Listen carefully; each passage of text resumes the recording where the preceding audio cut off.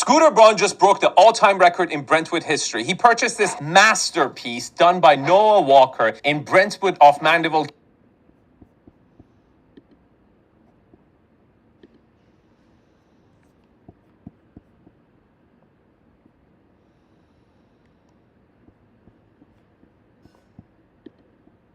In Brentwood history. He purchased this masterpiece done by Noah Walker in Brentwood off Mandeville.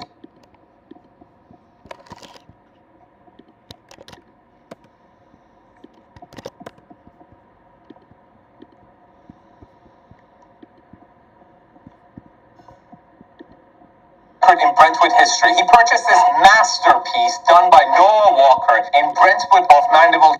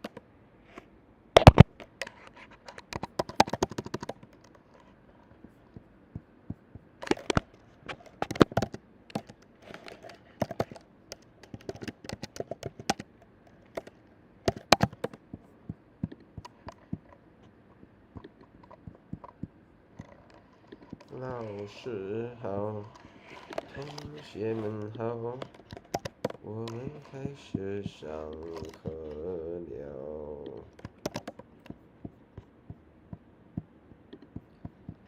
上课，谁还没有睡觉？可以上课了。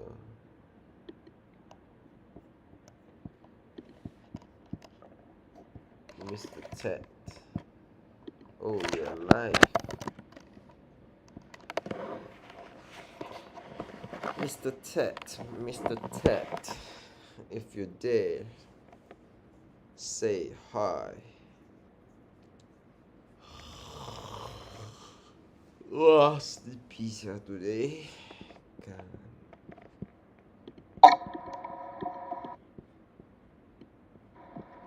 上课，谁还没有睡觉？可以上课了。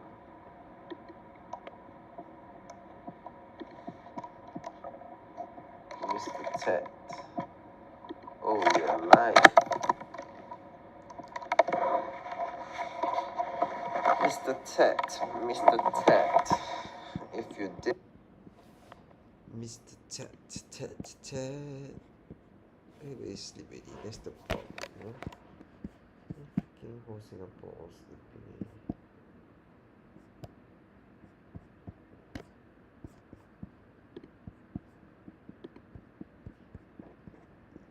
Now, when you going to design like a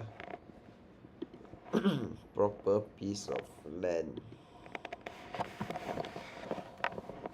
you know, you design, right? They can control everything. Not like Singapore, this kind of building, so many rules, so regulated. No, you should go for the mansions, the big ass mansions, you know.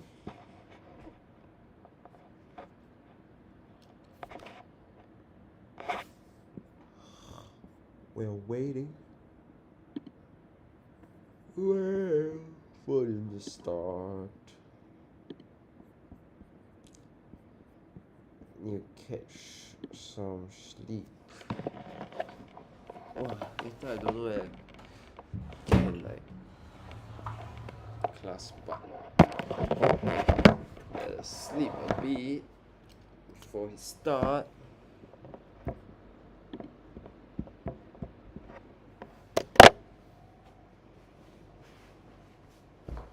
You wake me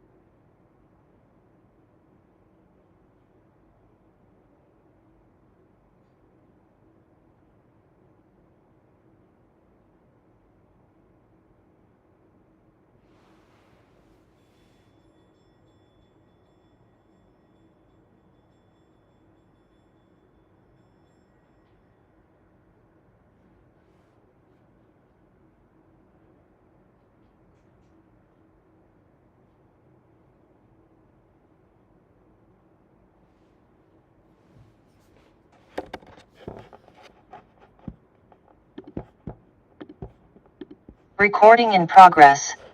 Let's go. Let's go.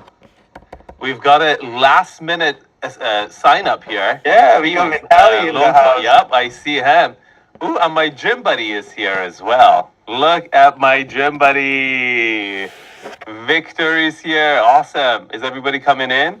Absolutely. We got people joining. We got people watching on Who Facebook. else is coming? I'm going to give some time for everyone. Yes. Nicole is here from yesterday. Sin is here. Mike, you. Hey, Mike, how you doing? Good. Okay. And Aaron, of course. I'm Ever also present. here, yes. Okay. Awesome. Michael is here too. I see everyone. Okay. So, Aaron, do you have any announcements before we get started? None, actually. This is for the VIP. Hope you all enjoyed yesterday's session. For general admission who don't know, VIP do get an extra hour of Q&A with Arvind. But I wanted to say in advance, for those asking questions today, be a little prepared with your address. If it's a property Arvind's taking a look at, if there's any images, if there's a PDF document, have all of that ready so you can share really quickly and give Arvind as much time as possible to answer everyone's questions. But yeah, perfect. That was it for me, Arvind. We could actually see how y'all enjoyed it yesterday. Did anyone have any thoughts on yesterday's session? Yep, guys, anyone in the VIP who got a lot of value, who wants to give a quick kind of an insight to people in regular admission who haven't got a sense of it, who got a really good answer yesterday? Because some of the people had questions that were too early, and we kind of parked those questions for later in the thing. Aaron, who got a really good answer? Sin, you look enthusiastic. Did you want to share anything? Oh yeah, I thought Ask you to unmute. it really made a Oh, sorry. difference. Again, you'll need to unmute once more. Oh, I thought it really made a difference watching your YouTube video versus being able to ask you a live question, because I think it's tailored to what I was wanting to hear from you. Yeah, especially the question on like feng shui and how you thought of it and how it applied to how you see the properties and what is your thinking process. So I think it really helped me to understand your videos better. I mean, next time when I watch your videos, I know that, okay, Arvind is actually thinking from this perspective. Yeah. So I think one thing I got from yesterday is the feeling, like knowing how you feel and how the other person feel, and that's how you base your data, and that's how you collect the data and form your hypothesis and verify with the market. Yeah. Yep, it's all comes from reverse engineering that feeling, right? really being attentive to your senses when you go through a space or when you see something, asking yourself, how does it make me feel? And what are the contributing factors, right, that make me feel that way? And that's how I've reversed engineered these 10 principles. Okay. Anyone else? Thanks for sharing, Sin. Anyone else? Anyone else have any thoughts? Mike, we'll get to your question soon. By the way, Mike, if you need help still, reaching out to me, I'll drop my email to you again. But perfect. I think the most valuable thing here is someone said, I think it was Lloyd yesterday, who said we need a carbon copy of your brain, Arvin. And I think this is the closest we can get to that. Is you piece by piece showing us how you think. That's very valuable.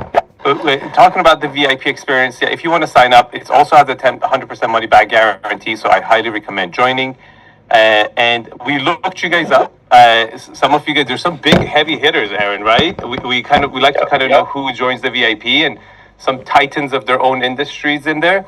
And I can tell a lot of you guys at the end going to be really needing that 12-month support for the inner circle. But last time I ran the workshop, we took a little bit bigger bite that we could handle. Because it's a lot of work for the inner circle, where I help you purchase a property, from negotiating it, purchase the property, make sure you don't overpay for the property, qualifying even if it's a good property, negotiations, escrow, and then helping you critique your architectural style, the improvements you're going to make to it, the layout of it, the finishes you're going to pick, all that stuff. And then even if you're planning to sell it, it also includes that whole thing, the whole process, basically all your real estate needs in the 12 months. And that's a lot of time for me, okay? A ton of time with me. With that being said, there are about 100 people, more than 100 people in this workshop right now. And I'm only taking 5 people, okay? I'm only going to take the people who are needed the most. And a lot of you guys in the VIP would qualify, but I'm going to let everybody apply for it, okay? Remember I told you guys at the end of day 5, I'm going to present that offer to the people who are the right fit. Tomorrow, I'm dropping the application for it, okay? So if you want to apply to see what the complete offer proposition for the inner circle is, what you actually get, you have to apply. We'll drop the application tomorrow morning, and you apply there. Even if you are in regular admission or VIP, everyone can apply. That doesn't mean you will get it. And if you go in my website and buy a consulting package and think like that was a deposit to get in, I will refund that money, sent back to you, okay? You have to qualify. I'm taking 5 people. I'm taking the most highly qualified and who need it the most, okay? And frankly, I feel like I can help the most, okay? The last thing I would want is you sign up and I feel like I can't give the value I want back to you, okay? We can't tell you how many people we actually say no to. Like, this is a very terrible sales tactic because it's not the most profitable, where you tell someone, hey, I don't think this is for you, but it helps because when you get the right, like, it's not sales, you're just connecting someone to a service that they truly need and they're going to benefit from. So if it's not for you, don't worry, we'll turn you away. So you're just applying if you're interested to get more information. Yeah, to see what the offer is. Okay, we're dropping the application tomorrow and we're going to present that offer after day 5. At the end of day 5, we'll present that, okay? With that being said, let's start day 2 because it's going to be action-packed, baby. Are you guys ready? Baby. Let's go. All right. Aaron, you're showing yourself. You got to show me, buddy. Are you? No, I think that's just what you see on your screen. We see everybody. All right. Lot orientation. We are at principle number 4. Okay, lot orientation. What does lot orientation actually mean? Position of the lot relative to natural features and man-made elements that impact value. Now, this is very, very important, and the most obvious one is the sun exposure. Okay. And I put it first because it also contributes perhaps the most to the value of the property. Now, it's very obvious. I've said this many times in my video. You should know this if you are a subscriber to the channel. In the northern hemisphere, you want south-facing properties. In the southern hemisphere, you want north-facing properties. Now, one thing that I haven't maybe talked enough about is the higher, is it latitude or longitude? Latitude, longitude? What's the closer you are to the North Pole, the south facing, being a property that is south facing becomes even more important. Okay, so In the equator, it doesn't really matter, right? The sun is right above you. South facing, north facing doesn't really matter. But if, like for example, like there's a big difference between Los Angeles being south facing and Seattle being south facing. So it's not a linear line where, okay, like I would say, it would be worth more. Like it would be 5% more. Like if you compare the south facing to north facing property for a $1 million property in Los Angeles, it's 5%, but in Seattle would be 5% too. So now what I want you guys to do, okay, I can tell you, like in Los Angeles, it's about 5%. For a $1 million property, the value would be 5% of compared to a north facing property. Now I want you in the chat, okay, kind of look at where your city is in relative to the equator and type in the chat, how much do you think your property would be a different value compared if it was south facing or north facing? Everybody, I want you guys to practice this, okay? So take into consideration how far you are from the equator. And I'm giving an example for Los Angeles is perhaps 5%. Maybe in Seattle, it's 7-8%. If you're in Alaska, it's more than 10%. It's like extremely important, right? Like the higher you are, the more important it becomes because natural light is that much more rare. Did you guys put it in the chat? Oh, you mean building facing? Good question. Okay, this is very important because there's also not clear. Some people get it confused. When I say which way the building is facing, this is exactly what I mean. When you're walking towards the entrance of the house and you open the door to the house and you look into the house, the direction you're looking into, okay? Is that clear? It's not where the facade of the house is facing, okay? It's when you're going into the house, when you open the door to go inside the house, which direction are you facing? Now, do you guys know why that's what we call which way it's facing? It's because, typically speaking, all the important rooms that you spend the most amount of time is at the end of the property, on the backyard side, away from the street where it creates noise and sound and privacy issues, right? So if you pay attention, majority of you who live in single family homes, you will have the most important rooms like the kitchen, family room, right, and primary bedroom, all facing the backyard side, not the front yard side. And that's why it's more important because you spend the most amount of time there, right? So take that into account. Now, south facing is the most desirable in the northern hemisphere. East and west facing, obviously, if you're east facing, what are you going to get? You're going to get the morning sun, right? So in the morning, you're going to be lit. Now, for example, if you're designing a property, it might be pretty smart to put the kitchen, right? Breakfast area, the kitchen, by the east side of the property. So it would get natural light. That's planning, okay? That's like making sure when you enter your kitchen, the sun naturally wakes you up. West facing is more, west facing could be a double-edged sword because sometimes if you have a west facing property and there's no element blocking the sun could directly come to the property and bother you, right? Or heat up the space inside depending on your location and the temperature and the humidity levels and everything. And that could be a negative. But if you're on a west facing on the ocean, you would on a lake or in the ocean, you will have the sunset view perhaps, right? And which is very desirable, very, very cool thing to have every day. You enjoying the sun going down into the water, right? North facing is perhaps the least desired. Now, I've had a person back in the last thing. He said, I love north facing. Great. I'm not going to try to convince you to not like north facing. Just don't overpay for it, okay? Just know that majority of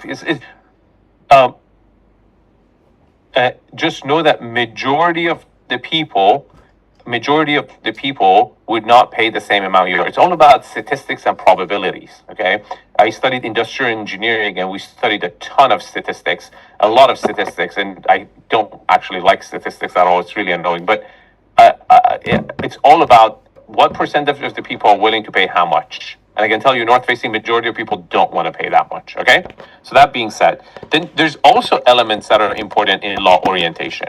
One is proximity to busy infrastructure. Okay.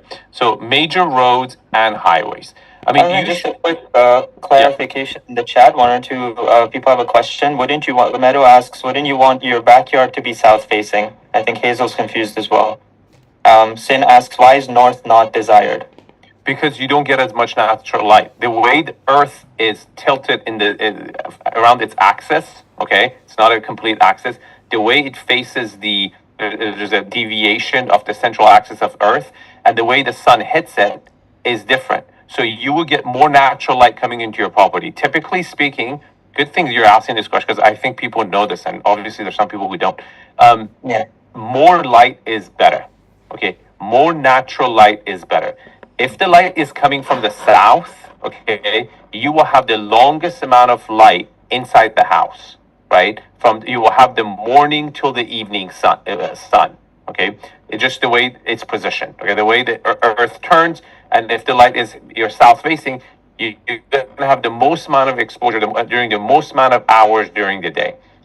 It would be the exact opposite if you're north facing. Okay, and you want exactly your backyard to be facing south. Okay, but we don't call it backyard facing south. You could say that if that makes it easier for you. We say the property is north facing, right? So when you open the door, when you open the door to enter the property, which way you're facing, which direction you are, north, south, right? Which direction you are. Now, sometimes you will see the property has a foyer and repositions you.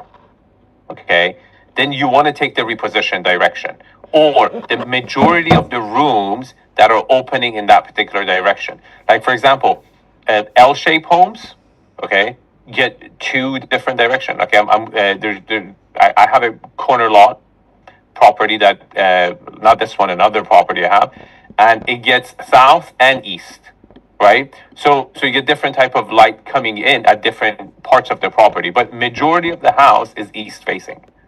So I hope that clarified the answer. Okay, are we clear there?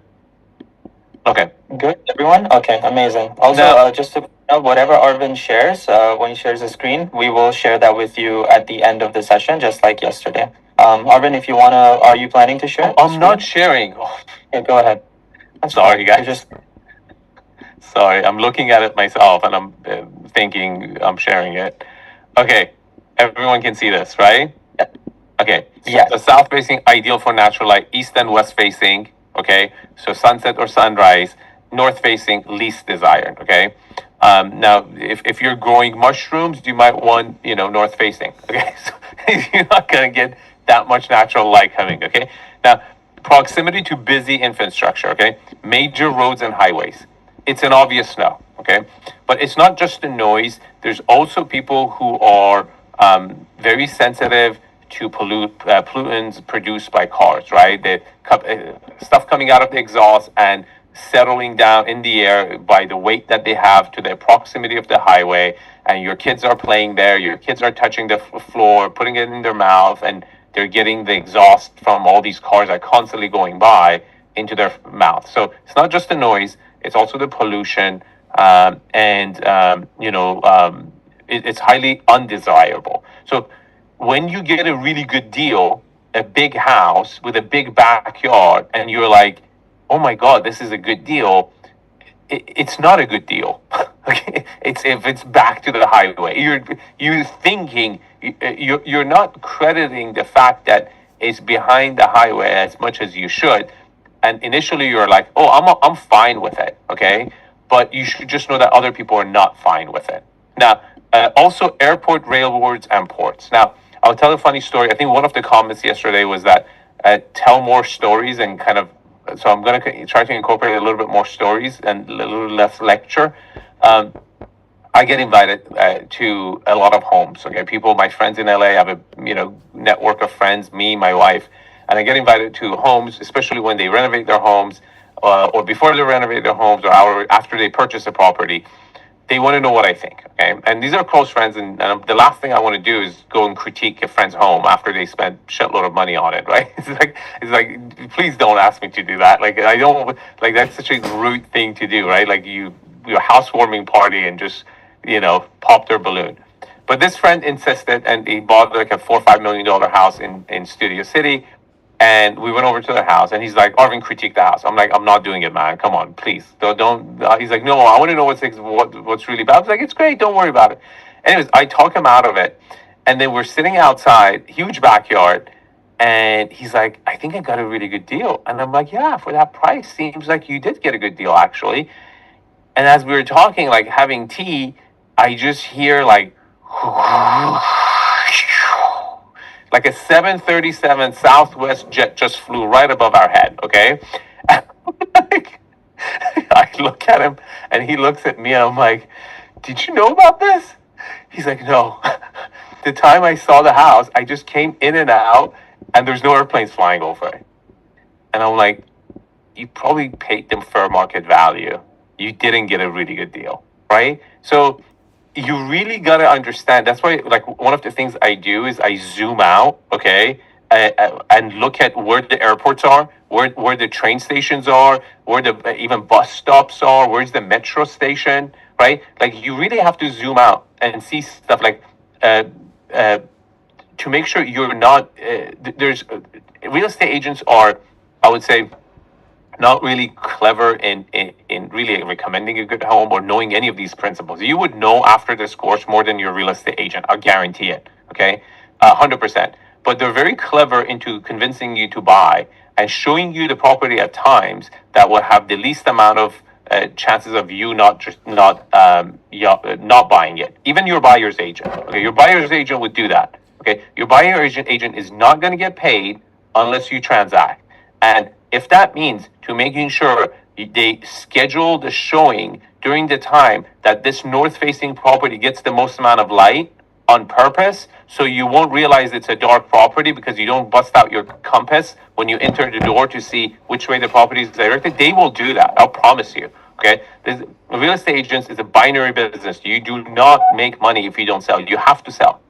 Okay, and they really consider their job started once you transact. And that's why a lot of buyer's agent really initially, when you haven't really put the offer yet or opened escrow yet, it seems like they're working for the seller. They're trying to convince you to pay up, okay, and come to the price point because otherwise they won't get paid. Okay, that's one story. Proximity to essential services. Okay, now let's start with fire station. Big negative. Okay, fire station is a big negative. At least here in the United States, if a cat is lost on top of the tree, the siren's going to go off and the fire truck is out. Okay, those firemen, poor guys. I mean, we have real fires here too, but for the smallest elements, you will see the fire truck out of there, and it's just noise, right? And coming back, noise coming out. There's really not a high potential for a good thing to be next to a fire station.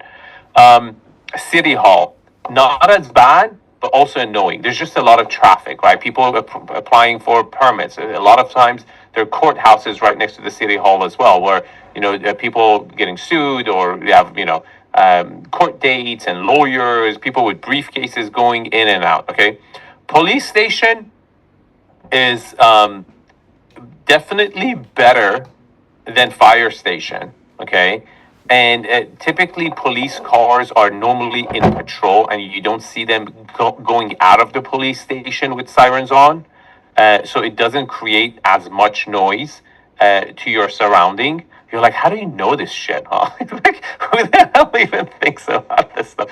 Okay, so typically they're normally patrolling the streets. So being close to the police station, it's a little bit of a deterrent towards theft. Okay, now you don't want to be right next to it. Again, crazy emergencies, you will see police cars coming out of the police station.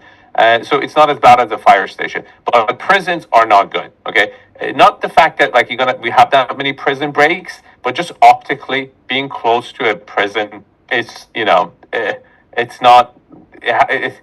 It doesn't have, let's say, it's more. It sucks more in the sense of prestige. Okay, than status, than actual, being worried about prisoners running away. Now, hospitals is a double-edged sword. Okay, it's very interesting actually. Hospitals, you have a lot of ambulances going in. It's kind of like the fire department. However, older demographics, really wealthy people, older demographics are the wealthiest demographics in the United States and perhaps everywhere in the world. They do want to be close to hospitals because of their health conditions. Okay, it's a big deal for them. They want to be. When they purchase a property, majority of them want to know if they are close to the hospital that their doctor's at, how far they are from an emergency room in case an emergency does happen, so they could be transported very fast to the emergency room. For example, a lot of older people in Los Angeles, once they want to downside, they go buy condos from big mansions, very expensive condos in Wilshire Corridor. Why? Because obviously they get one-story living, so there's no steps. But also, UCLA Hospital is literally 5 minutes away and is a full concierge building. They pull a rope down, the guy runs up, ambulance is there, they're in the hospital within 5-10 minutes, okay? So, good and bad. Schools, also similar good and bad. So, again, we're talking about like being on the same street here, okay? Or behind a school, or next to a school. This is one that like my family didn't know, my parents didn't know, and they made a mistake in this regard. So what is bad about schools? First of all, if it's a good school, it's great. Like your kids will go to school, very important that part. But you don't have to be on the same street. You can be one street away. Okay, so that positive doesn't really apply. I mean, as much. But what's really negative about it is that you have the drop off and the taking the kids, right? So you see, if you have kids, you know this. Or if you had kids, you know this. In the mornings when you're dropping off the kids, the cars are in the line. You go in there, you drop off, the cars come out. Very annoying, blocks the street. And then at the pickup time, the same thing. Now, also, you have brunch break, you have lunch break, you have after school. You're going to hear kids in the yard playing, okay? You're going to, it kind of sounds like a freeway noise, okay? You see 20 kids or hundreds of kids are screaming and yelling at each other at the same time. It's just kind of a loud white noise that you will have to deal with. Not ideal. Now, summertime, it goes away. So what, okay? But again, I know real estate agents who make sure they want to show the property. It's either on a Saturday or a Sunday that there is no school. So they don't actually, customers don't hear it, but you really want to go see that property during that time that it's looking the worst. Okay. Proximity to essential services, proximity to potential nuisances. Okay, there's other type of crappy things. Real quick, Arvin, Hazel asked, what about cemeteries? Oh, good question. So I was just in Aspen. One of my best friends, he bought a property on Cemetery Lane. Okay, we should add that. By the way, would you remember? Would you, Aaron? Would you add that? Thanks for adding. I'll do that. You always learn. Like you think I'm teaching you guys, I'm learning from you guys too, which is awesome. Okay, so cemetery is, I would say, it depends how close are. If you're on the same street, it's a negative in terms that not that many people visit their, loved ones, but it's just optically there is that element of ghosts and people being scared of it, and you do. It depends. If it's a new cemetery, if it's an old cemetery, if it's an active cemetery where they're selling lots and people passing away and is more active, it's also a more negative, kind of a sober experience. You're coming out on a Saturday with your kids and, you have to wear black every day. It's not ideal. I would say, let me ask you this. How much do you think, having a cemetery on your street will impact the value of your house? Okay? Put it in the chat. Everyone type a number in the chat. Like, if there was a cemetery in your school, on your street. Oh, we're giving percentages here. Okay, so we got 10%, percentages. 20%, 5, 15, 20, 5, 80. 80% is scared of ghosts. Whoever who put 80 believes in ghosts. Yeah. Okay. It says it's not Lux. Yep. Okay, 100 negative. Yeah. You see, in this business, you got to be humble. Okay, what did I just do? Okay. Before creating a palette for myself, okay, because I'd never actually put a price around it, okay? I know it's a negative, but I never did it. What did I do? I was like, great, there are a bunch of people over here, and I want to know first what they think. Okay, my gut says 5 to 10%. But this is about being humble in this business, okay?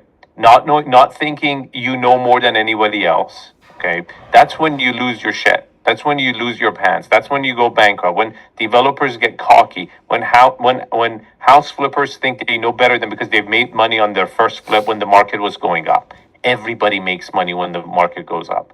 Good luck doing a flip when the market is going down. When interest rates are at 5%, okay, or 7%. That's why you never think in this business do you know more than other people, okay? I constantly question myself, and I constantly want to know what you think, okay? I read almost all the comments, and you would be surprised how much I've learned and improved my content and my knowledge from the comment section, right? Because it makes me question like, oh, did I make a mistake? Super, super important. I do think it's more towards 5 to 10%, depending if it's like right next to you or in front of you. Okay, so there's two elements. A lot of times, cemeteries are a big, vast area. Okay, so if you open your door and you see a cemetery, it's very different than you open the door and the cemetery is on the same side as you, but like 6, 7 houses down. You didn't think of that, did you? So that's the way my brain thinks. Okay, what do you see? How do you feel? Okay, is this something you constantly see, or is it something you pass by? Okay, being in front of you is way worse because you have to see it every day. Every day you open the door, you're going to see it first. Okay, and chances of seeing something bad would be the most. So depending on that, I think it's between 5 to 10%. Okay, there's more. I'd say 5 to 10 in the day, Arvin. Maybe 15 to 20 at night. 50. If you're in Alaska and 6 months in the year it's dark, it's more like 20%, I would say. Okay. Okay. Now, proximity to potential nuisances. Okay. Now, there's other annoying stuff. Okay. Visible water storage facilities. Have you seen water tanks? Big water tanks. A lot of hillside properties. The city puts a reservoir tank, huge one, in the top of the city, and they pump water there during the off time to overflow the extra energy in the grid, right? They pump it up when there's too much energy in the grid, so you have pressure, so your water will have pressure down the line in the street, okay? Annoying, okay, not the worst, annoying. Data. Again, there's a client I have in New York. I'm helping him buy a $25 million penthouse in New York and a $40 million mansion in Hamptons. It was a property we looked at. It was a data center, like literally, actually the same one I did the zebra video, right next to that one. Okay, the Jigsaw building. We were looking at a unit there for him. Annoying. Okay, ugly, not good. Sewer treatment plant. That's a bad one. That's a really bad one. But if it's that's why again zooming out and looking through Google Earth and questioning, hey, what's that, right? And I did that. Who was our VIP guest yesterday from Herzegovina, Bosnia? Yeah, Vuk, yeah. They're waving here. Yeah. So bring him on really quick. Let me spotlight them. Hi guys. Hey, what's up, buddy? How you doing? Good, and you? Good. So Nada Nada is your wife. Okay. Yeah. You're with her account. What was your name again? Vuk. Brooke. Okay. Yeah. So he had a question yesterday in VIP, looking at a lot that there's a church right in front of it. Okay, and he was concerned about the church. What he didn't know that he should have been concerned about 3 other elements in there. And the other elements were 2 buildings, one on one side, one on the other, having a direct line of sight, which we're going to talk about direct line of sight. Privacy is next, one of the elements, okay, into the property. And it was a corner property, okay, on 2 street corners, and one of them was busier than the other one. And then I showed him around where we saw a train station farther away, which wasn't close enough to be an issue. But I showed him exactly how I process. We started out at a significantly zoomed out position, didn't we? Yes. Significantly zoomed out. And then we slowly zoomed in and we started questioning, what's this? What's this? What's this? These are critical. Okay, critical. This is what I do in my, my inner circle, right? Like if you're planning to buy a house, I critique it like that, right? You will hear exactly what I think about it. I showed him how to do it, and I was like, look, you might be getting a good deal on this lot, but there's for good reasons. And the church is only one of the houses of worship, right? Do we have houses of worship on this list? Aaron, you need to add houses of worship. I remember I talked about it in my last video. Houses of worship is another element. It's normally either if it's a mosque, it's Friday, Saturday, Sunday. If you're Christian or Jewish, okay. What's Buddhists, Aaron? What's the day of rest for Buddhists? I'm not entirely sure. No, I'll check. Okay, but no, I don't know. Depend what religion you are, but that's yes. You have people coming in and going in, but we also talked about the avatar. Okay, so hey, if you are planning to buy and renovate this house, either for yourself or as a flip, at the day 4, day 5, we're going to talk about avatars, right? Who should you also cater to besides your own needs if you're renovating a property, so you will have a good resale value when you get out. And one of the avatars was like, let's say someone who's religious who likes to go to the church, right? It's right across the street. They would love it, right? If somebody works at the church, right? The nun or the priest, or the gardener, I don't know, right? But it's so important to zoom out and get more information. Okay, now shall we continue? Yes. I think I'm going a little too slow because we're still stuck over here. I'm going to go a little bit faster. Okay. Earthquake fault lines. Okay. Environmental hazardous. Okay. Flood zones, tornado, earthquake fault lines. These they are available. This information is available. You should be able to ask your real estate agent now. There's like 2 major fault lines in Los Angeles. Okay. We don't have that many flood zones over here because we don't have that much water.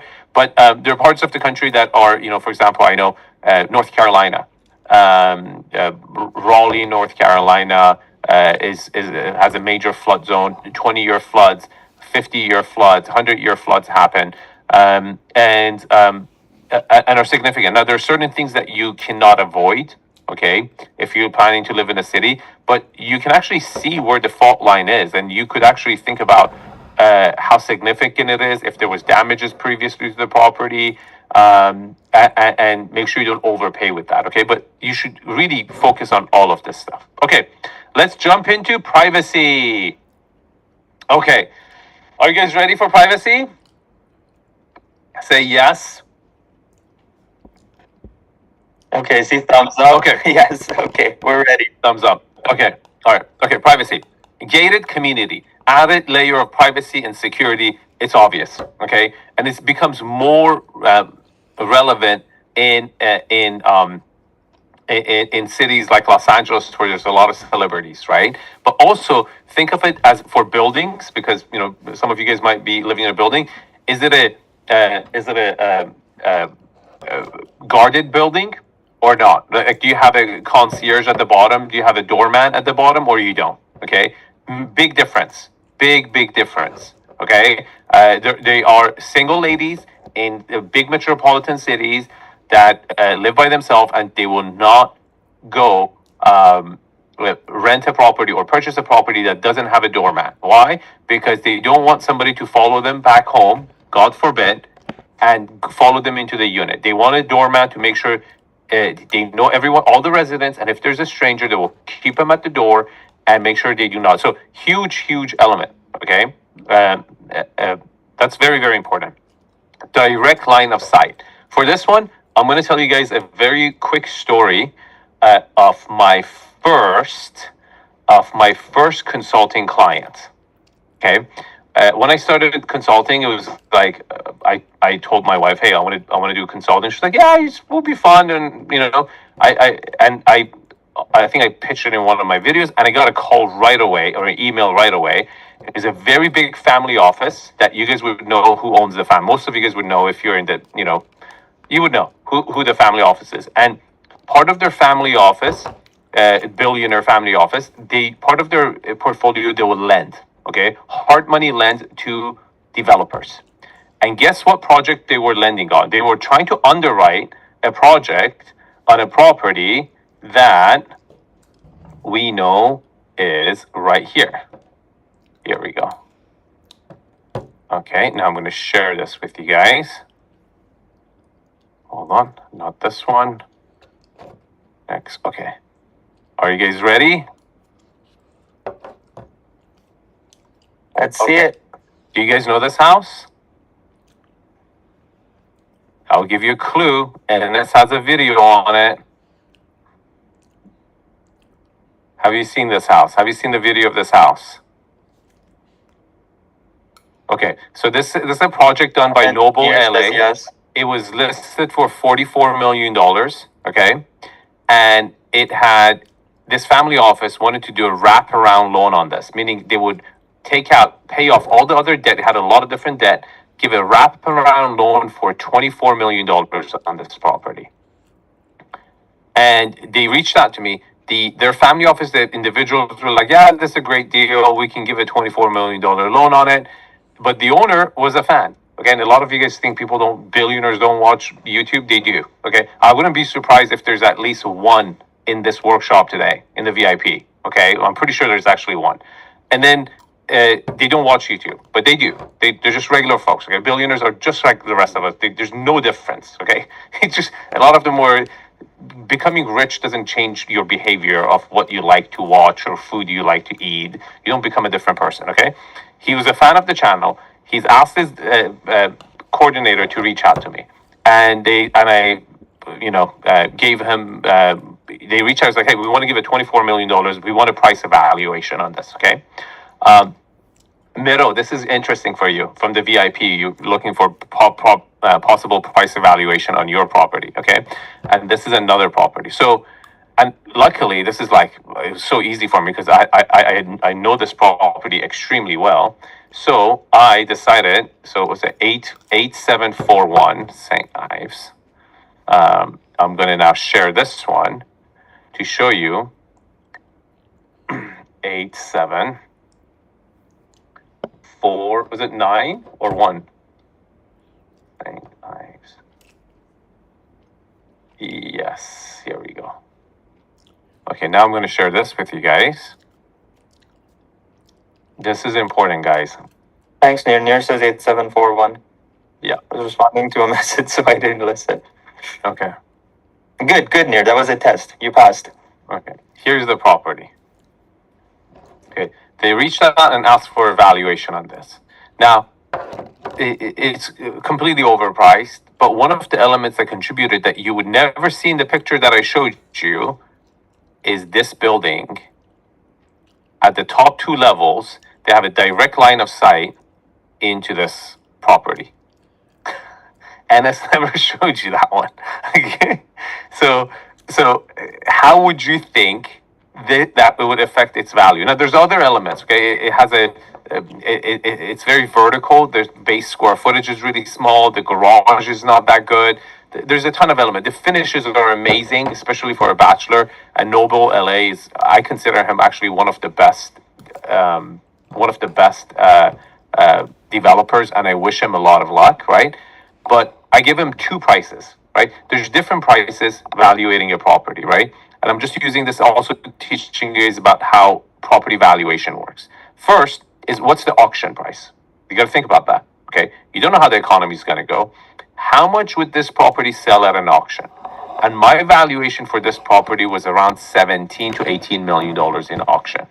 It was listed for $44 million. Right now it's listed for $39 million and it's still not sold, okay?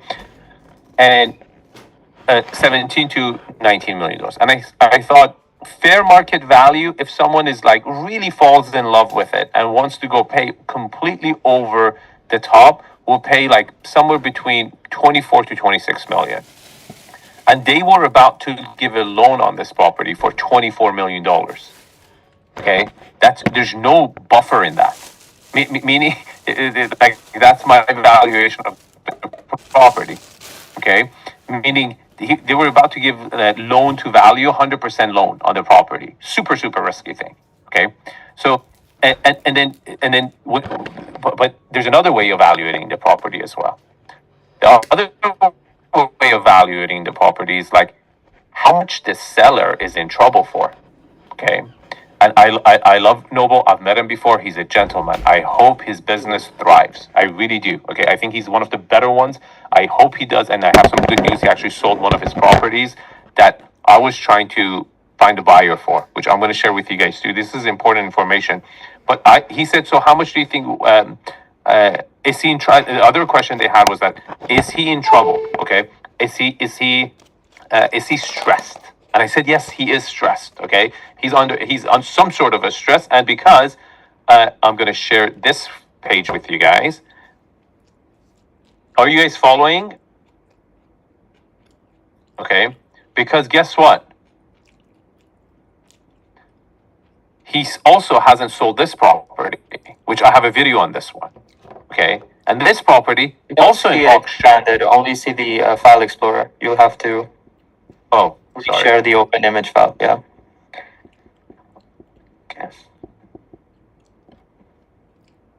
Also this property.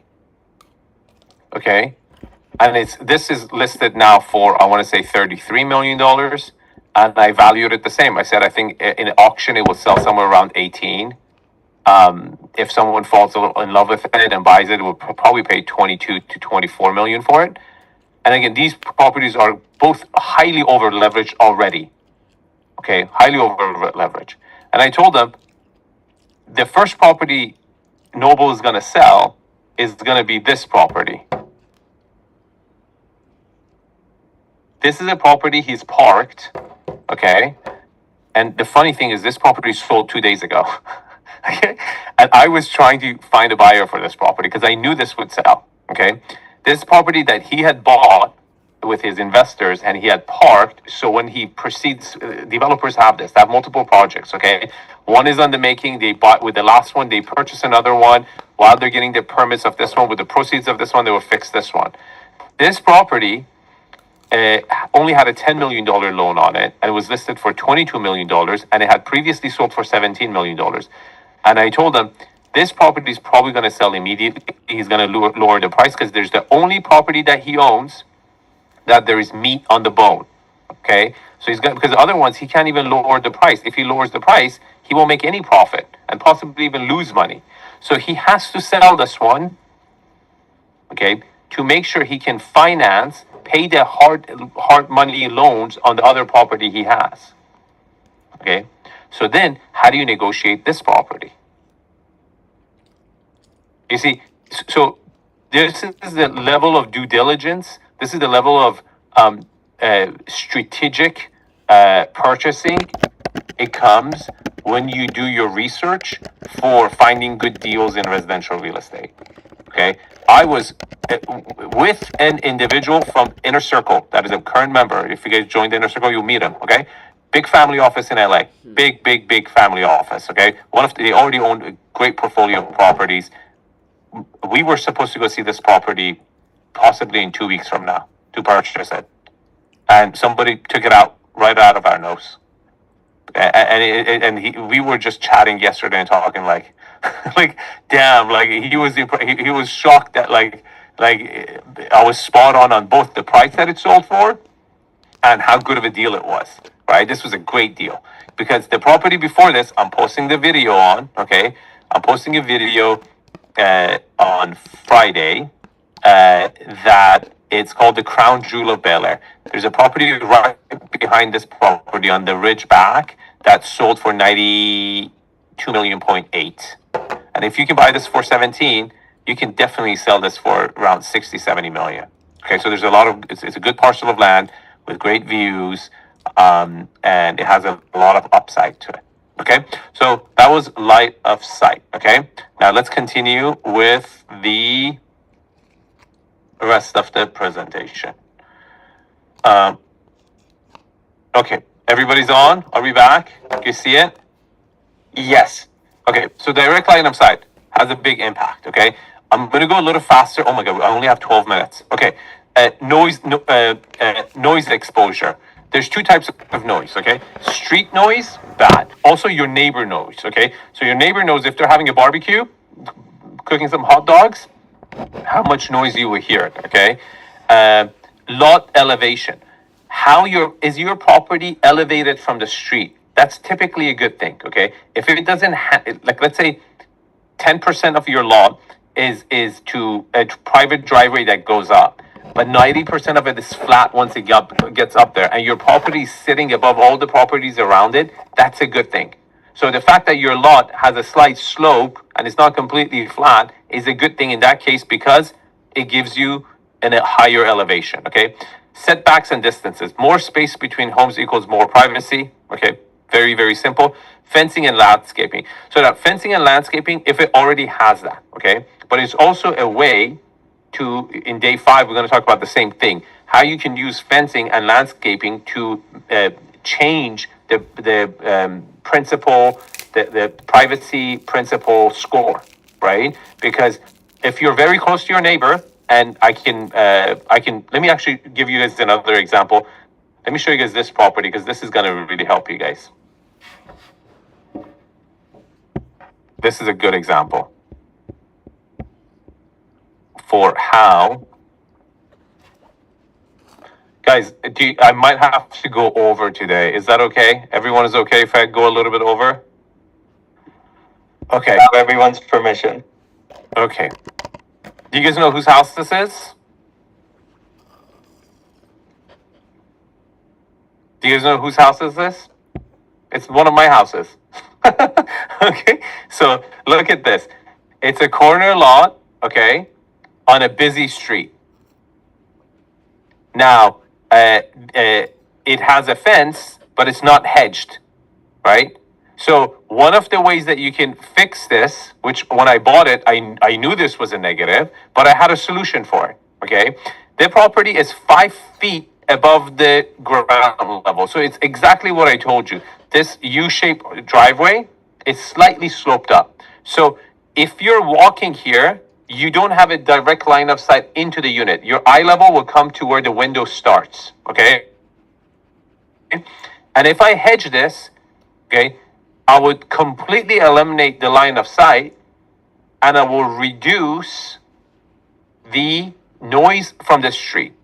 Now, why did I know this was a flaw of the property, but I had a solution for it. Okay, I had a solution for it. And the solution, to me, the negative was worth the positive. Okay, so the negative is that the setback on this one, because it was built before 1963, is 10 feet. Typically, if this was about to be built right now, it should have had the setback of this house. Do you see this? 25 feet. Okay, so this house would have, I would have had no backyard. I would have had no backyard. So it's a 16,000 square foot lot, but because I have a setback that is grandfathered in at 10 feet on average, my lot shows as if it's a 25,000 square foot lot. So the experience, okay, if you mitigate this damage, and I'm not sugarcoating it, it's a negative at the end of the day, but I can make it slightly better, okay? And that way, when you enter it, I paid for a 16,000 square foot lot, but to someone who comes sees it, it will feel like 25,000 square foot lot because the backyard is humongous, okay? You can see the backyard is huge. The swimming pool is huge, okay? So let's continue. Okay, now we're going to talk about window placements, okay? So window placements significantly affect the architectural style of the property. We're going to talk about it in day 4, day 5, and also where you want to put your windows to make sure no one looks in from your side yard, for example, okay? So it plays a big part to it. Street type. Cul-de-sac and private driveways usually offer more privacy than busy streets and also better for theft. That's obvious. You already knew that. Privacy priorities by area. Always, if you have to make a sacrifice, and real estate is always, there's no such a thing as a perfect mansion, okay? Perfect mansion, perfect home does not exist, okay? I'm telling you, I show houses for $80 million, and they're like, I wish I had this. You think, no, there's no such a thing, okay? There's always something missing. It's just the nature of the beast, okay? And you have to make sacrifices, okay? This is how I want you to prioritize your privacy issues. If you have to make a choice based on your budget or based on your elements of or between two different houses, Privacy for backyard is significantly the most important part. Then the privacy of the front yard, then privacy of the side yard, because you rarely spend time in your side yards. Okay, so it goes in that order. Okay, most important, least streets make that extra important. Okay, so I gave you saw the example from my own second home. Okay, where the L-shaped house, okay, protected the backyard. I'm going to show it again.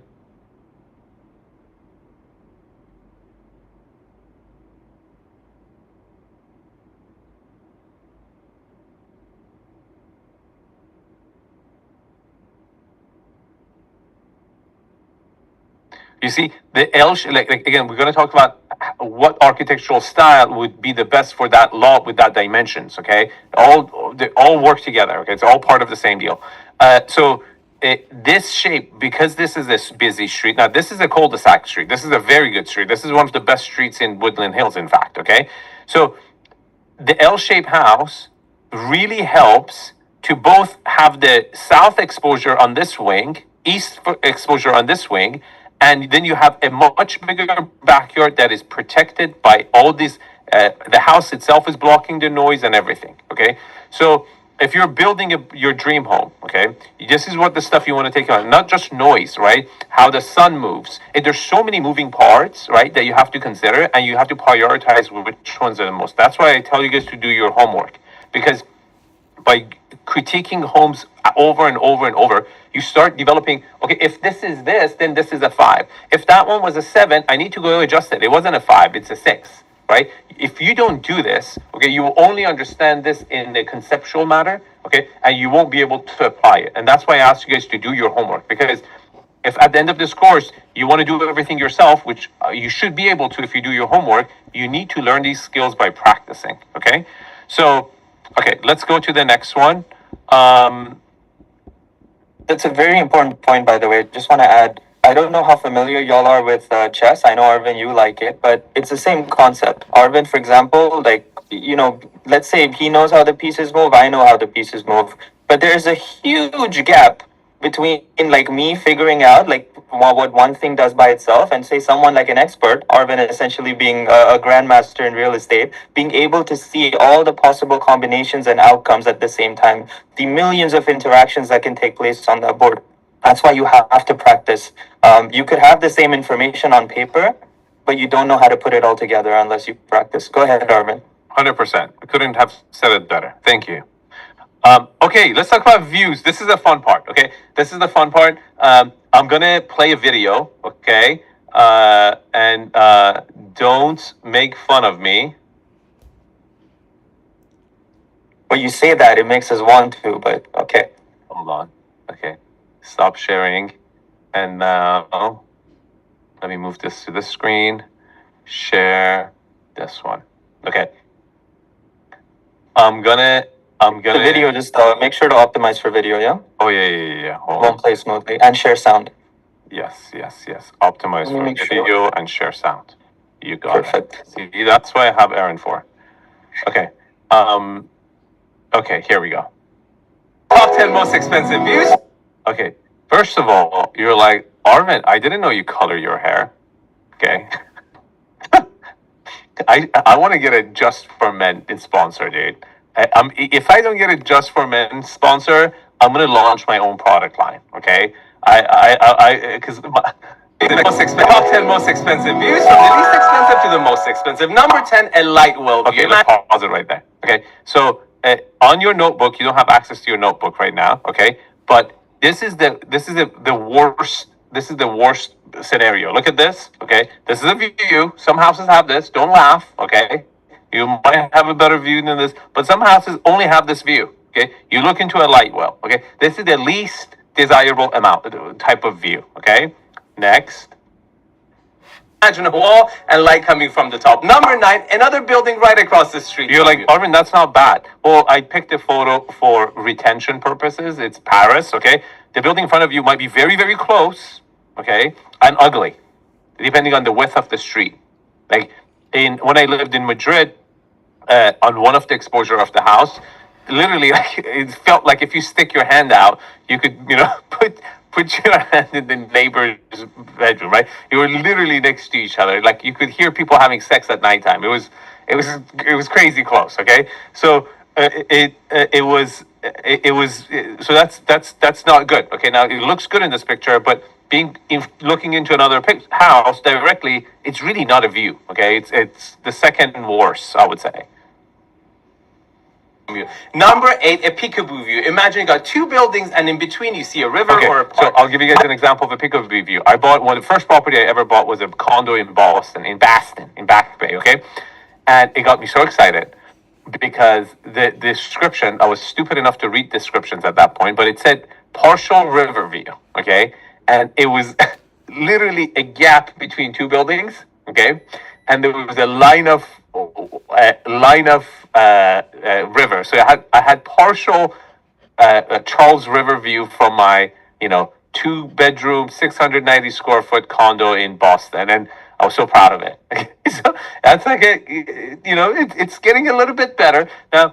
Pay attention because combination of these views could be good. So if in the last one, if that was instead of a river, if it was Eiffel Tower, it would have significantly, in fact, tell me in the comments for $1 million house or your house, okay? Hold on. Number 7, a city view. Imagine. Tell me in the comments if your property had an Eiffel Tower view, okay? How much more would it be worth? Okay, or partial view. Okay, think about it. If your property had a partial view of Eiffel Tower, how much would it be worth? Okay. Now we're gonna go see the next one. This is a city view, okay? Okay.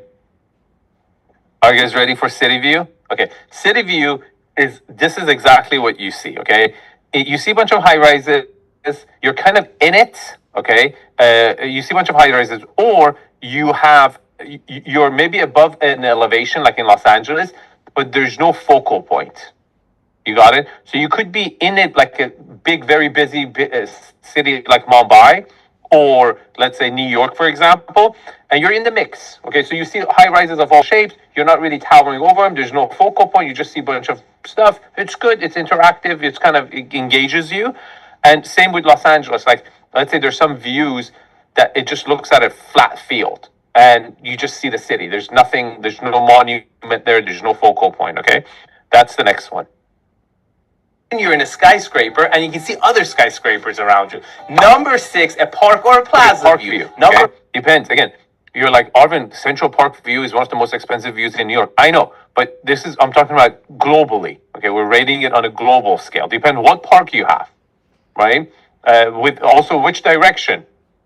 So, and also what combination, right? So views are very dynamic, and you really need to know not how much you like a view, how much the average person likes the view. And the only way you would know that is looking at the data and the sold properties in the neighborhood. Okay. So you're like, okay, then you kind of start creating a palette of okay, wow, this view is better. Because views is, if you're not familiar with view properties, you get awed so easily. You're like, oh my God, this is the best view I've ever seen. When in fact, it's not that impressive.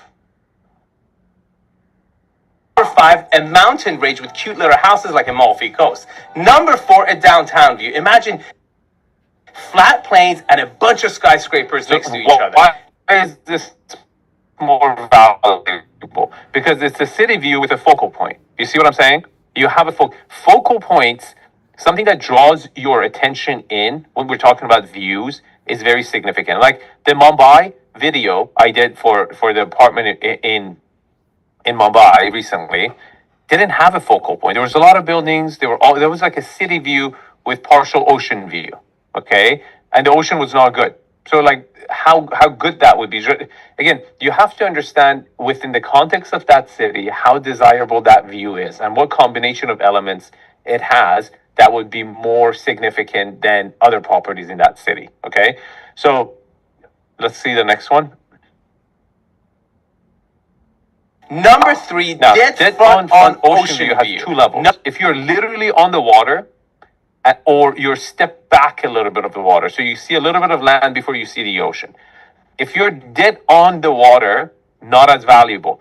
It's valuable in the sense that you have beach access, but that we're talking about particularly the view here. Okay, those are two scores competing with each other. Remember, I told you the principles. Sometimes one affects the other, and you increase this one, the other one, or you choose a property with this one, it decreases the other one.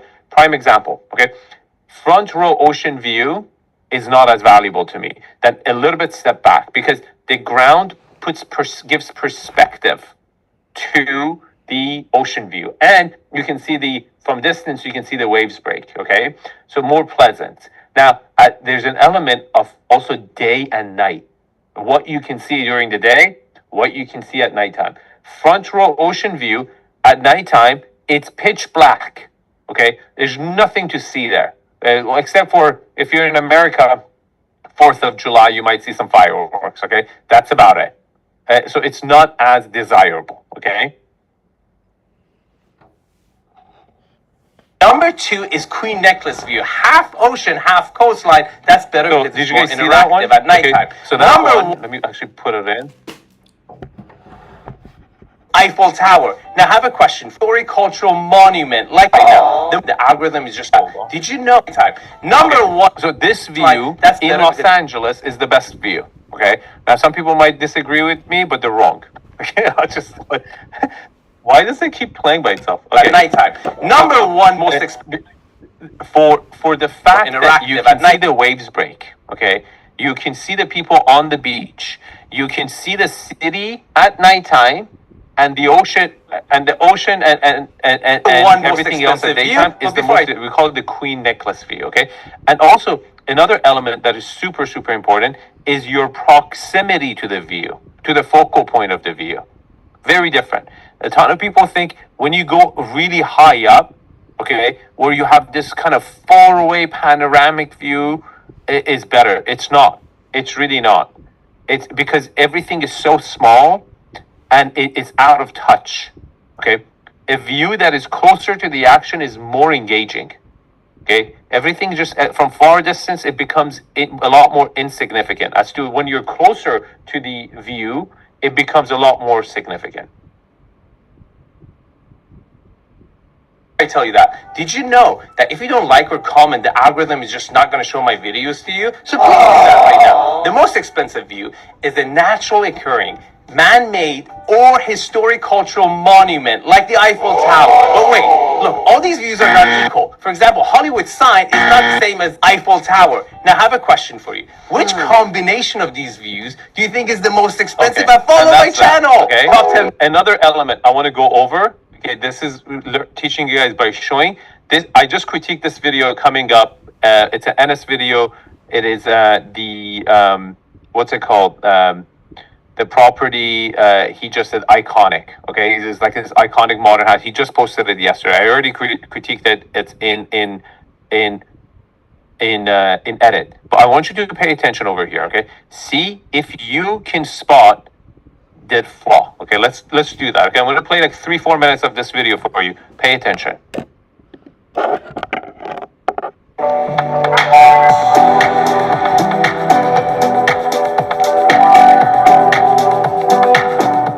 Now, before we get up to the second floor, I want to quickly mention something. The view you get from this staircase is truly breathtaking. I mean, you can see all the way to Okay. downtown Los What's the Angeles. problem with this view? Aaron, bring somebody on to answer. Okay. Who wants to? Let's take a look at anyone. Any hands up to answer? Go ahead. Who said It's, they like to? Yeah. It's a front yard view. So when do you see it? You see it in your back or when you leave the house. When you actually leave the house, you see the view. You're not seeing it when like a focal point when you come to the property and you see the view, or when you're in your backyard seeing the view. This is a Exactly, front- right?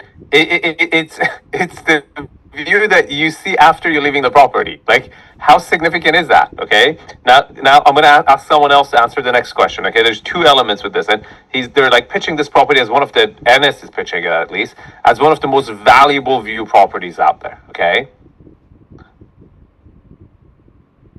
I'm obstructed. It's Hold a on. wild There's another experience, element that and you it really missed. sets it. Hold on. It's a wild experience. Now, before we get up to the second floor, I want to quickly mention something. The view you get from this staircase is truly breathtaking. I mean, you can see all the way to downtown Los Angeles. Do you see actually downtown Los Angeles from here? Do you know this is it? You see this like silhouette over here? That's downtown Los Angeles. Do you see how proximity matters so much? I can tell you from Brentwood, even from Bel Air, you don't get good downtown LA views. It's too far. Okay, so to really emphasize this as a downtown LA view is just misleading. I mean, it's really not a downtown LA view. It's really a Century City view. Okay, so again, proximity to the action, proximity to the focal point, right? Very weak. Unobstructed.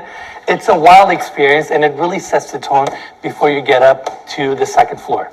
Now here we have 4 spacious bedroom suites, including the primary bedroom that we will tour last.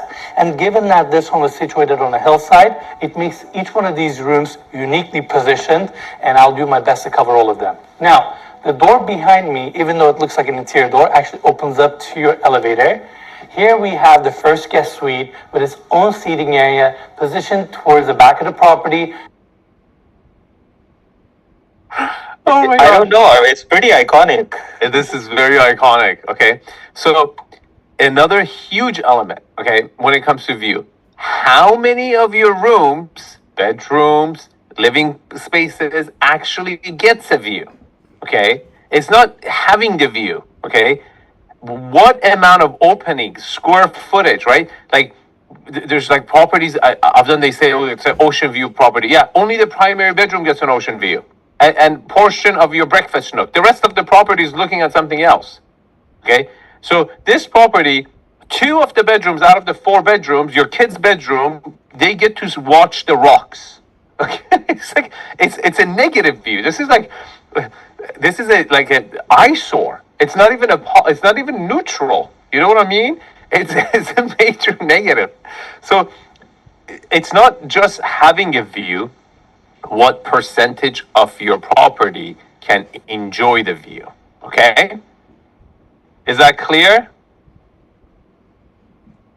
Yep, everyone's saying yes. This is Okay. a lot like in Dubai, Irvin.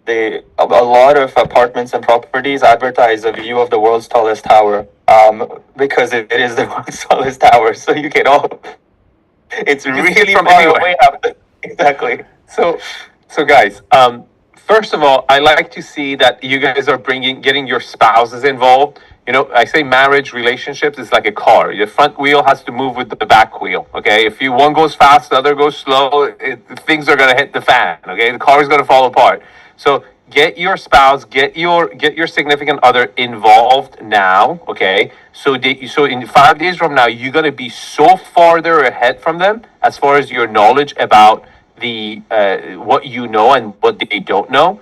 If you don't get them involved, when you start dinner table talking about this stuff, you're gonna get into fights with your spouse. Okay, because at the end of the day, if you're a guy, guess what? Your wife is making the decisions. so don't be saying you know like think you're gonna call the shots over here, and you guys, a lot of these decisions are made together. Okay, so. If they don't have the time to join, maybe show the recordings to them. We're keeping the recordings for some time. Or discuss it at dinner table, right? Say, hey, this is what I learned. This is what I think. What do you think? Apply it. Do the homework with them, okay? Get them involved very early on and engage them, because at the end of the day, it's a decision that you have to make together, okay? And it's very important to make that decision correctly. That being said, if we don't have any questions, we should go start the VIP session. How many of you guys have got, let me ask this question. How many of you guys have got enough value already that paid for the whole, what you paid for? The $297 if you're a regular admission, okay? If you've already think what you've learned from this course so far by day 2, okay, has already paid for whatever you paid for, raise your hand, okay? Say yes in the comments, okay? Good. Always over deliver. Always under promise, over deliver. Remember that, okay? That's the whole point. So, okay, guys, if you don't have any questions, if anyone, the homework is the same. It's just to basically. Yes. Sorry. I forgot the homework. We got to go over the homework. Okay. Sorry. Don't go anywhere. Sorry, Homework, people. super I'm important. that guy. You were getting away with no homework. I know but- they hate you. They hate you. Okay. So here's the homework, okay?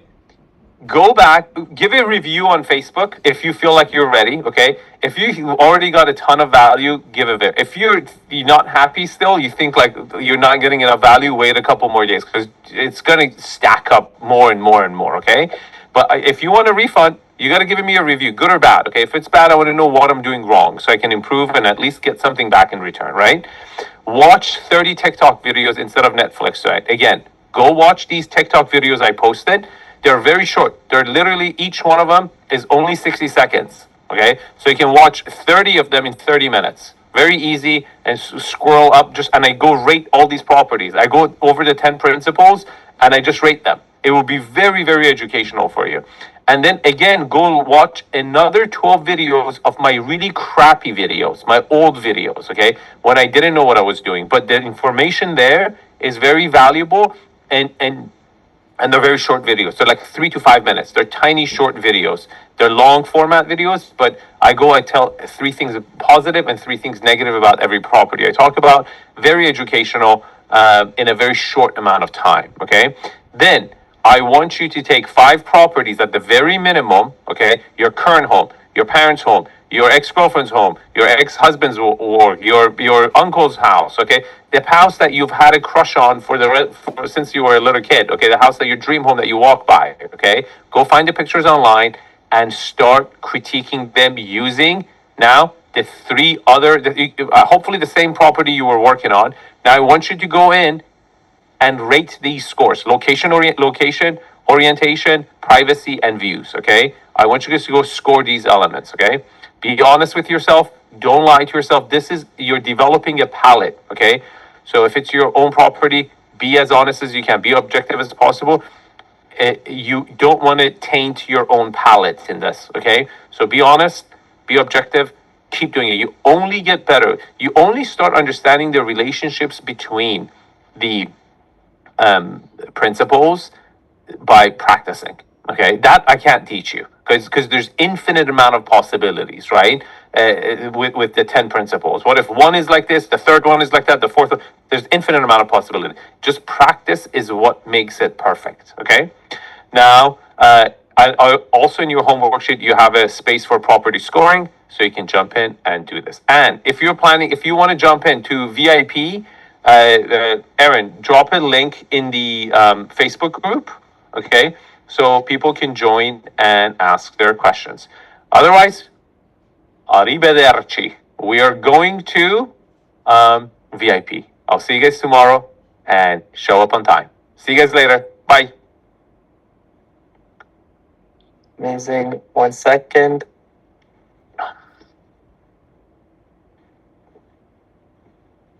We have ended live video. Okay, we can go into VIP. Just give me a second, Arvin. Let me make sure that the live stream has indeed ended. Yes, it has. Okay, perfect. I have dropped the document, the worksheet in the chat here, so y'all can access it. I'll also pin it in the Facebook group. But we are ready for our Q&A. I do have a list from yesterday of people who had already asked their questions and that were in line to speak to Arvin. So we're gonna go ahead and check. Is Ludwig here today? I haven't seen his name. Maybe he is in here. In that case, we'll get to him a day later. Nicole. Hey, Just Nicole. I ask you guys to please have your file ready if you want to share. Yeah. Give them the power to share files, okay? Yes. And so I could help. This is the whole point. Is I want to help as much as I can, okay? If it's a theoretical question, this is fine. It Yeah, doesn't theoretical, you can just ask a property. question. But if you want me to actually critique Yeah. something or give you some advice, just share it. Asking you to unmute, Nicole. Go ahead. Still can't hear you. You'll have to hit. I There we go. lost my screen. Hi, Nicole. How are Hi. you? I'm great, but I can't see anything. So What? No. I don't know what happened. You see, do you mean Zoom itself? If you see the Zoom icon anywhere on your screen at the bottom, Oh, it should okay. take you back to us. There we go. Oh, got What's it. up, Nicole? How you Okay, doing? hello. Wonderful. Love that smile. How can I be of service to you? Thank you. I bought a waterfront property, which I fell in love with. The only thing I think might be bad about it is that every way I drive to it, I'm driving through an undesirable area. Okay. Once I get there, it's fantastic. The houses around me have large lots but are small, so I think that my neighborhood is in Florida. They're starting to just demolish and build new. So I think over time my neighborhood will become better. Okay. Let me pause you right there. When did you buy this property? 2 years ago. Okay. And do you want to share the address so I can bring it on Sure. Google Earth? Just drop it in the chat. Yep. So why did you buy this property? 4.5 acres on the water, probably Okay. the largest in Tampa Bay area. Okay. It had an amazing 100-year-old house on it Okay. that I loved. And I think they tricked me because they were filming a Hallmark movie the day I looked at it. Uh-huh. Okay. But anyway, the house needed to be torn down, unfortunately. Where but are the you with property that? is- Or have you already torn it down? Are you in architectural designs right now? Have you submitted your plans? Where are we? I have blueprints and elevations that haven't submitted for permits yet. I have to get an interior designer on board. That's my next step Okay. to refine the plan. Awesome. That's good. You certainly, okay. I love both form and function, okay? But I think a lot of times function gets, function is like your everyday, okay? I love beautiful homes, but function matters so much as to your actual experience every day, the route you take from your bed to the kitchen, and if you really want to do it right, like the way I do it in my inner circle with my clients, we start with where are you going to place the couch? You see what I'm saying? Where are you going to be standing when you're pouring that coffee? Okay, that's how you work backwards. Okay, if you really have to work both ways, from architectural style that you want to pick to from that direction, and then where do these worlds meet? By what window? But why entrance? But why opening? They're going to meet each other. Okay, and so super. What I just heard from you saying, I need to talk to my interior designer. Perfect. That's a really, really, really good thing to do. Meaning you're thinking right. You're thinking the right direction. Okay, so I just found it. I'm zooming out. See, first thing, zooming out. We don't see it yet. Or Oh, go ahead, sure. Yeah. sorry, guys. Okay. Or you can describe it in great detail, and we'll use our visualization. Imagination. I see a peninsula. Okay. Okay. All right. Okay. So, guys, here's Tampa. Tampa is on the Gulf of Mexico or Gulf of America, depending which definition you want to go with. And this is in Tampa Bay. Okay, the bay coming in. Here's the Tampa airport. This is the. I was actually very recently over here. 2-3 months ago, I was in Tampa, and here we are. Okay, so I see a community. Okay, right here. Then I'm very curious as far as what is over here. It seems like a condominium. Is it a townhouses or condominiums on this side? They're condominiums. Okay, and how much do these sell for? I'm gonna guess about 300,000, 400,000, that price point. Okay, so for example, if they did not exist, you would have been more valuable, right? Yes. If this did not exist, you would have been more valuable. But here's your beauty. Yes. Look at The this. previous owner of this property sold to those condominiums that you see now. Yeah. Mm-hmm. I just want to make sure I cover all the properties. What is over here? So I'm looking for stuff that could significantly impact. So I want to know how much money she should spend, right? Like I don't want to push her into overspending the property on the property. Okay, so the direction of Tampa Airport now. So you have airplanes typically. This is not Tampa Airport, is it? Tampa Airport. No, it is. isn't it? Is this Tampa's main airport? No, this is the That's the Air Force that's the Air Base. Force Base. Okay, so then you kind of want to look at the runway, right? So this is against the wind. They're flying this way, so they're flying up over here. I don't see it as a major concern. It's far away. Okay. And then I'm looking at this is the Tampa airport. So yeah, airplanes on Tampa, they cross your house. They come this way and they go land this way. So it's not really above your head, but you see them. It's not a significant element. It really affects everybody in Tampa. Okay. All right. Okay, so you have some low end properties here. So where are the low end properties that you mentioned? They're like, was safety an issue?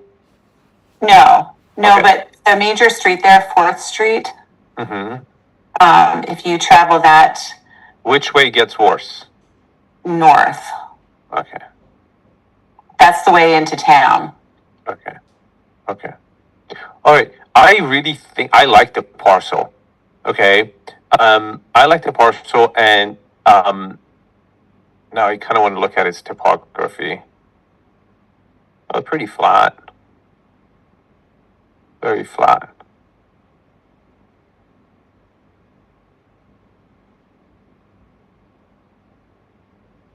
Tract homes. Those are my nightmares.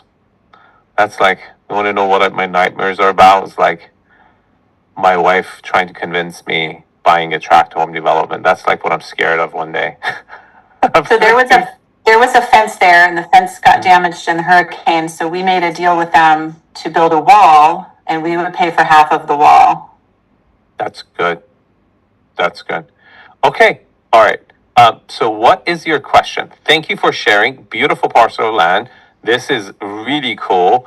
Now, see, currently the property is north facing. Right? No, south facing. Sorry. South facing. Sorry. Okay. Currently property is south facing. Somewhat, and then I'm looking at how many windows to actually get view. Do you see this? I just talked about this. Okay. You get view from here. You get view from, now you've tore this down, but this is like just looking at the previous person. Now, probably they owned this parcel when they built it, and They did. this is the view they were going for, the kind of a queen necklace view, I guess. Seeing the bay, that's where they prioritize their view angle. But when you sell this, then you kind of shoot yourself in the foot. So yeah, I think and then I'm looking at this to see kind of, it's a long house, right? But it definitely have the estate feeling. So we were thinking to turn the house so it's facing more toward the water, but then Uh-huh. we're facing east instead of south. yeah, that's okay. Okay. That's okay. It doesn't bother me. And you just got to make sure what windows you put on the outside, because you will have a south side. I'm assuming you're building at least 12,000 square feet, right? Yes. Okay. How much are you building? It's just over 12,000. Damn, I'm good. Okay, so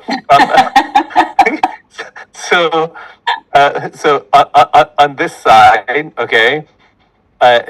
So you have the south side. Just what you position on the south side. See, you have to really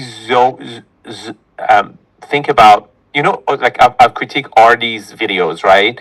What I really love about the way he approaches the properties, which is every space. It's so hard for me to critique it.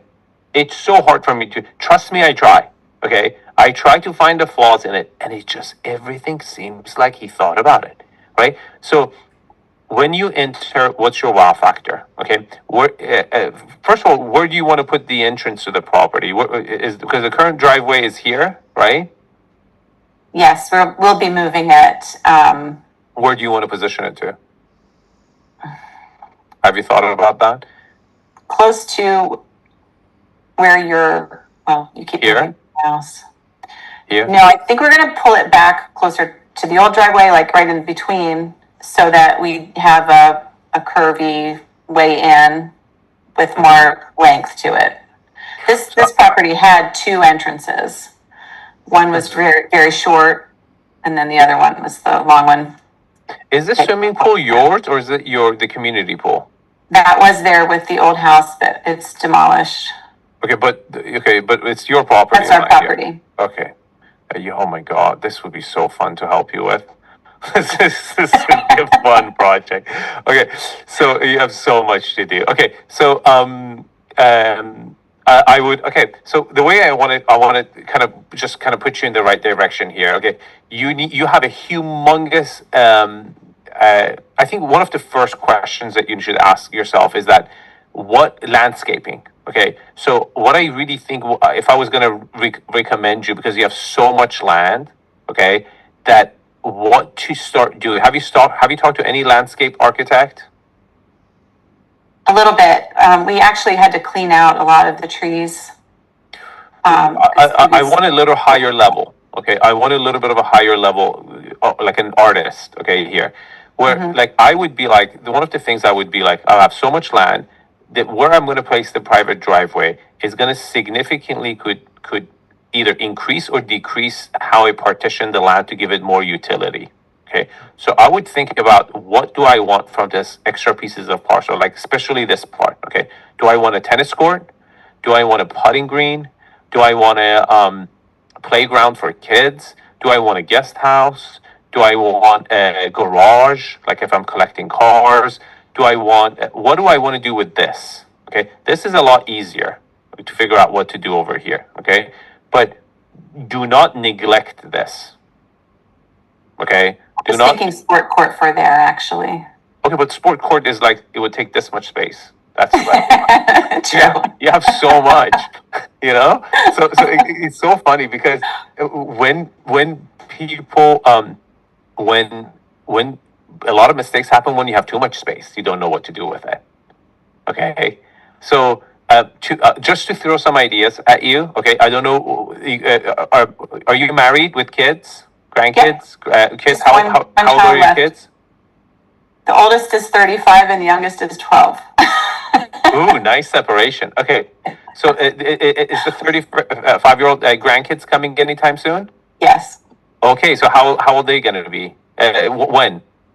Oh, I have one 10-year-old granddaughter and a 1-year-old. Oh, okay, this is fun. Where do you live? Do you live in Tampa? No, I live in Pennsylvania right now. This is going to be where I live when I retire in a couple years. So this you're going to use as a weekend home, like a holiday home. Okay, so I want you to think about the sports the kids like. Okay, like a really cool element. I think it's very cheap to do and understated is a sand volleyball. Okay, gets everybody excited. Okay, I would certainly think about like you would want to give utility to this land. Okay, if you don't want to give utility, I would just go for a very long very long private driveway with a beautiful reveal at the end of it. Okay, that's perhaps, by the way, it's going to be the cheapest if you want to do the least amount of landscaping. Okay, but and if you don't want to give it any utility, which I don't really recommend, because it's a parcel of land that you could do so much with. But if you were to say, like, I don't care so much for that stuff, Farvin, I would try to have a private driveway coming from here with a turn, then tree line all the way in, maybe a little windy, and then you will have a beautiful reveal moment at the end, showing the gorgeous with a huge motor court. Okay, but otherwise, this would be unused. You would never use it, ever use it. Okay. The previous owners used it for parking when they had parties, and I feel like it was such a waste. Yeah, I mean, why would you do that? To me, you can even fit a sport court by it if you wind the driveway beautifully, right? I don't think you should have a straight driveway. You should have a reveal at the end, okay? But you could have a full tennis courts here. You could have a volleyball court here. Again, that's what I'm saying is like, before you jump into, like, one of the main things is you want to talk about your approach. You want where you are right now. It's like, what activities do I want to do, right? We already have boating. That's one. But what other activities, let's say off season, people would be interested in doing? Do you guys golf at all? Yep, the golf. We have Okay, so like putting green could be interesting. Okay, like just one hole, like some sort of a putting green element could be interesting over here. Okay. Or yeah, to me, like what I've seen really nice. Again, the ones that I'm really attracted to is I wouldn't go for a full tennis court, like a pedal ball, or what do you call it? Pickleball. Pickleball court would do, and then unless your grandkids are into tennis and stuff, and then I really like sand volleyball courts. I think they not just look good, but they also add a element of prestige and element of fun, even if they don't use it. Just the fact that, oh, we have a sand volleyball court, like people will be like, oh my god, we're gonna go there. They're not gonna do shit, but they're gonna come, and they're actually gonna try to like it's an exciting thing to have beers, drinking. You have come in, the family comes together, you play it together. It's really cool. So again, that's I think one of the things that you're probably not thinking that you should be thinking is how to use the slot best. A guest house is a really easy one. Okay. Building a guest house. If you're a car collector, your husband is a car collector, kind of a man cave movie studio. You could also have like a kind of a clubhouse, like a position it where you would have like parties, events, if you guys are into that stuff. So again, I think a great landscape architect could really give you great ideas here to get this started. And then this is not going to be, I think where you position the house is important. I think positioning it somehow where you would really use this part that's sticking out, but also getting enough frontage, and a swimming pool is very important.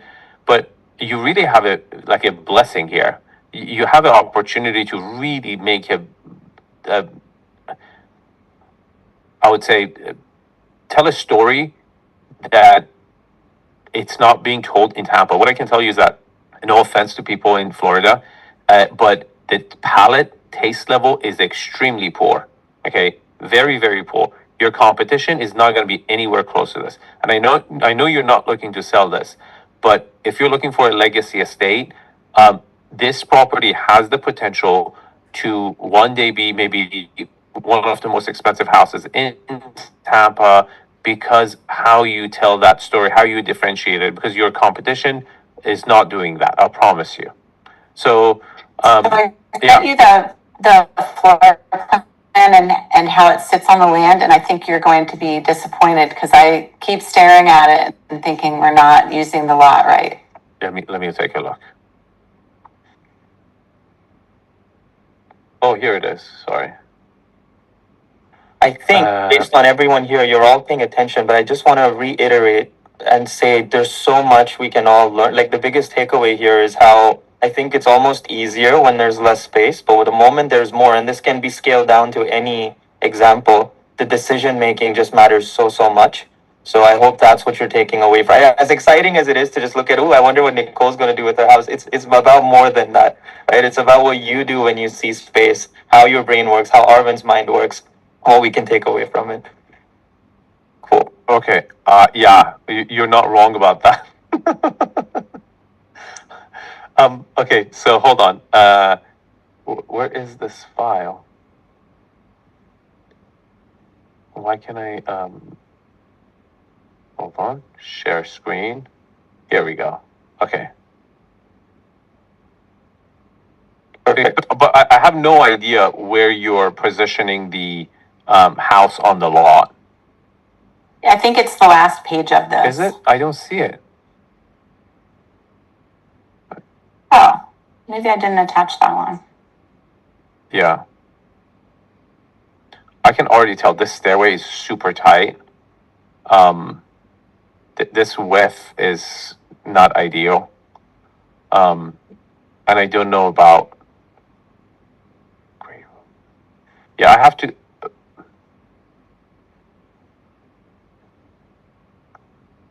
Do you have elevation drawings? What's the architectural style of the property? A modern Mediterranean. Let me try to attach it.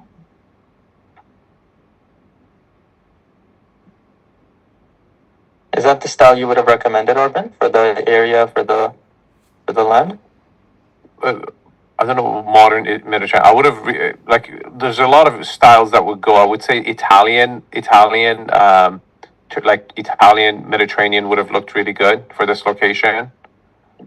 Spanish would look really good. Modern. A lot of Spanish in the area, I think. Okay. Modern, I would. I just don't see Nicole being like a super modern person. I think she's gravitating towards more traditional. We'll see. The dining room. I shared another file in the chat. Do you see it? Let me see. Yeah, I lean toward French and Italian design. Mm. No way.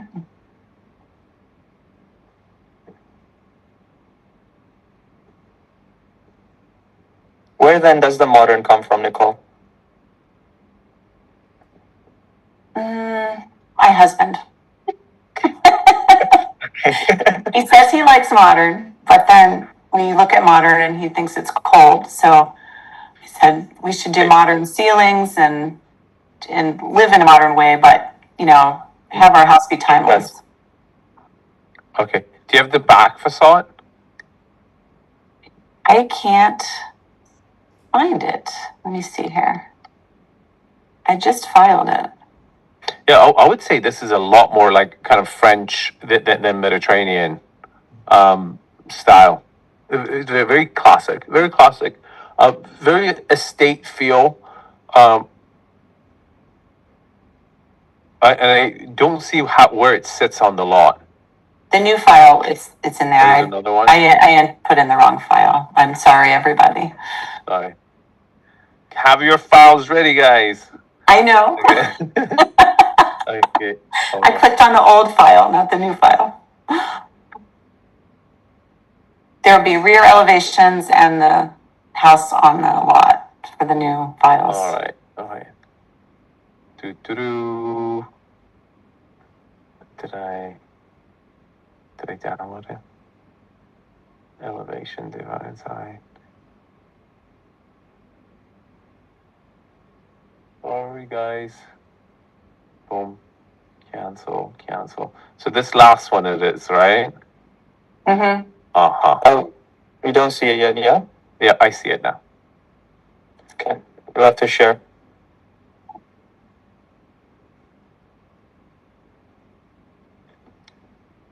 Okay, I see it. Okay, so here it is.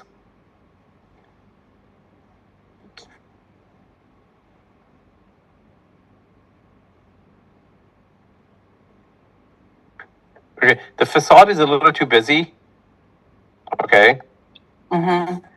I think a little less is more. Too many windows? Yeah. Yeah. It's hurting my eyes. The left facade, the right facade are ugly. Are not even like one of the things that you're not paying attention to. The layout for what you have is decent. But again, I'm just glancing at it. Okay, I haven't dug deep, and I'm not asking really questions. But one of the elements that you're not doing is that when you have that lot that big, every facade that you have is a front facade or a back facade. Do you see what I'm saying? Yeah. Right? You have your every elevation should look beautiful first, and should really have moments, right? To me, the left elevation is really not taking into account the beautiful depth you have on that side, and also the right facade, the same thing. Because when you look at it, right, this is let's say the parking area. First of all, why would you position the house this way? Again, hold on, let me zoom in.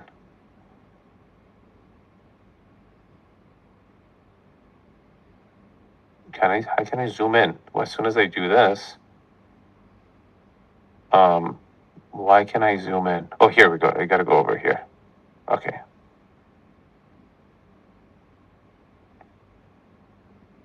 Yeah, I don't think it's not horrible by no means, but you're not using the best parts of the lot. Okay? Like, I'm very concerned about this side. Okay. Well, the water side of the property does flood, so that's why Oh, we're this side? back. Yeah, the whole water side into a hurricane. It's not often. How far? How much setback have you allowed for that? I've never seen it come past the 4 trees. I've never seen it come past those 4 trees. Okay, so on this side it comes out forward, Yeah. but not on this side. Haven't seen it there, but I think I think that is a flood zone. My experience isn't equal to Mm-hmm. the zoning. But Yeah. the other side of the house never floods. So it kind of slopes up where the house is sitting I won't have to elevate more than 2 feet where it sits right now. Mm-hmm. So what does this area do for you? That's like parking. That'll be my husband's big garage. He'll showcase his cars, and then there's a golf simulator room at the very end of that. Mm-hmm. You see, I think you're trying to do, again, gut feeling, this is a very heavy project. This is the ideal type of project for Inner Circle, okay? But I think this over here, okay, is killing your setbacks, okay? When you have such a big lot where he could have an oasis, he could have everything he ever wanted and a bag of chips, okay, and a guest house for guests on the other side of the property, okay, over here. What are you going to do with this? I think this is forcing the property to not sit as comfortably as possible, okay, on the lot, as to he could have a humongous car, guest house, a classic car, motor car, whatever he's into, a showroom, away from the house where no one bothers him, okay, where it could also function as big events that you throw out, maybe your daughter's wedding or your grandkids' kid's wedding one day. As to this, you're allocating this really, really prime location right by the water over here, and then you're pushing yourself against the flood zone over here. Okay, so Yeah. I think this could go over here, 100%, and then the house would have, then it would really open your option to allow your side setbacks to be humongous. Okay, and the house would sit extremely comfortable to the lot. It's just because you have the width. Let me go back to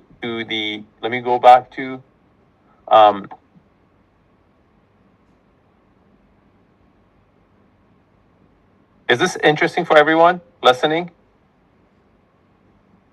Yes, okay, so a few thumbs up. Hazel says yes, Nir says yes.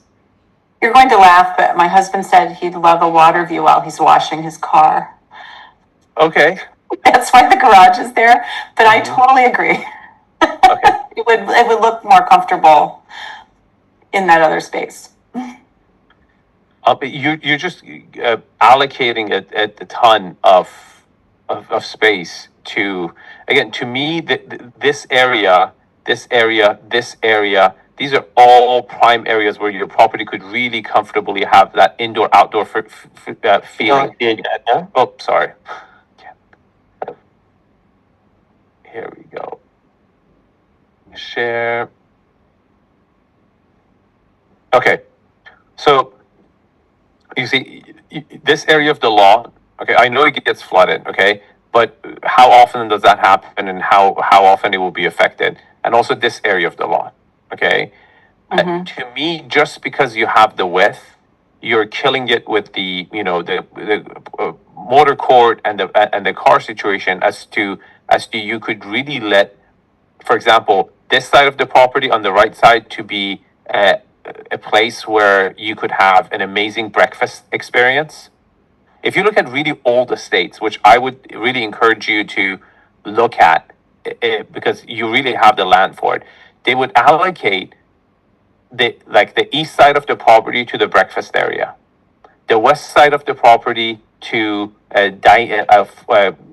dining and formal events. Okay, based on where the sun is, right? Where the natural light is coming to.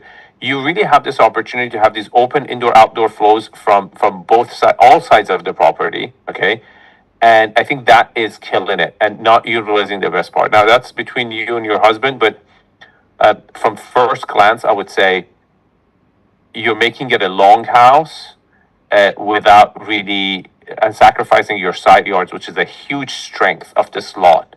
The way it opens up on the side, you just look at how wide it is, right? It's extreme amount of you have really good width, and just because you can stretch it out that way, I wouldn't necessarily stretch it out that way. I would try to tell a different story. I would try to tell a different story over here and create another experience over here. Thank you. Yeah, but we can talk about this project for hours. I mean, because I haven't even really gone through your layout to see even if you want to stay with this, like how each experience would be. I typically would kind of close my eyes and walk through the whole property, right? As if I'm in the layout and kind of experience it, and then I can critique it as if it's already built and the elements that it would run into. But that's 12,000 square foot. It would take a very long time. Okay. Okay. Next person. Next question. Thank you. No worries. Amazing. Next, Rouge. Rouge, asking you to unmute. There you are. Hello. How is it going? Hi, how are you? Hi. Very How are good. you? Ervin, how are you? Nice seeing you. Thanks for coming as a VIP. Thank you for having me. I wanted to ask your experience as an agent. I think you briefly mentioned it before, but you don't seem to really talk about it extensively. Especially when you're working as the buyer's agent. You also previously mentioned that agents obviously have different incentives than just making sure that the buyer is purchasing a good property. How do you balance selling and getting that commission check versus kind of committing to what you're trying to do and giving genuine advice to buyers? And what kind of advice do you have for agents out there that are trying to be an expert at real estate, but also have to compete with agents who may not care very much about that aspect and who may have an easier time getting that commission check? Great question. Okay. The way I do it is I set it in right off the beginning when I work with someone. Okay. Any house that you want me to, you're interested in, I would first tell you everything that is potentially wrong with it. Okay. So you would know going into it. Don't ruin the experience for the buyer. Okay.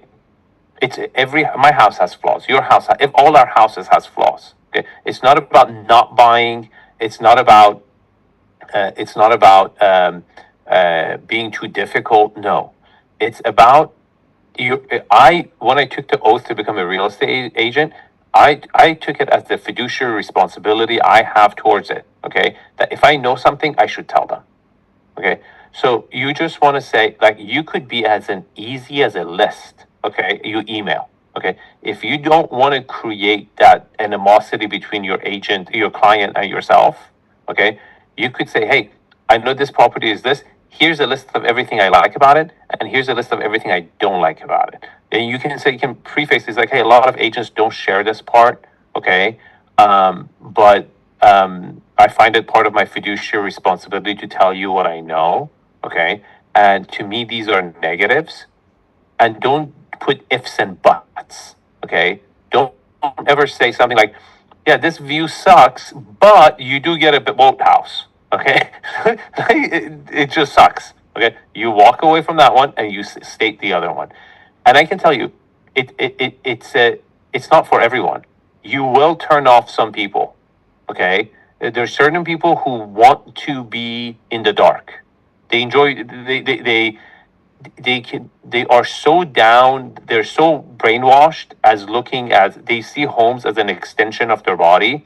So if you critique a property they're planning to buy, they think you're talking shit. Okay, they're like you're hating on them. Okay, they cannot fathom the fact that you're genuinely caring and you don't want them to make mistakes.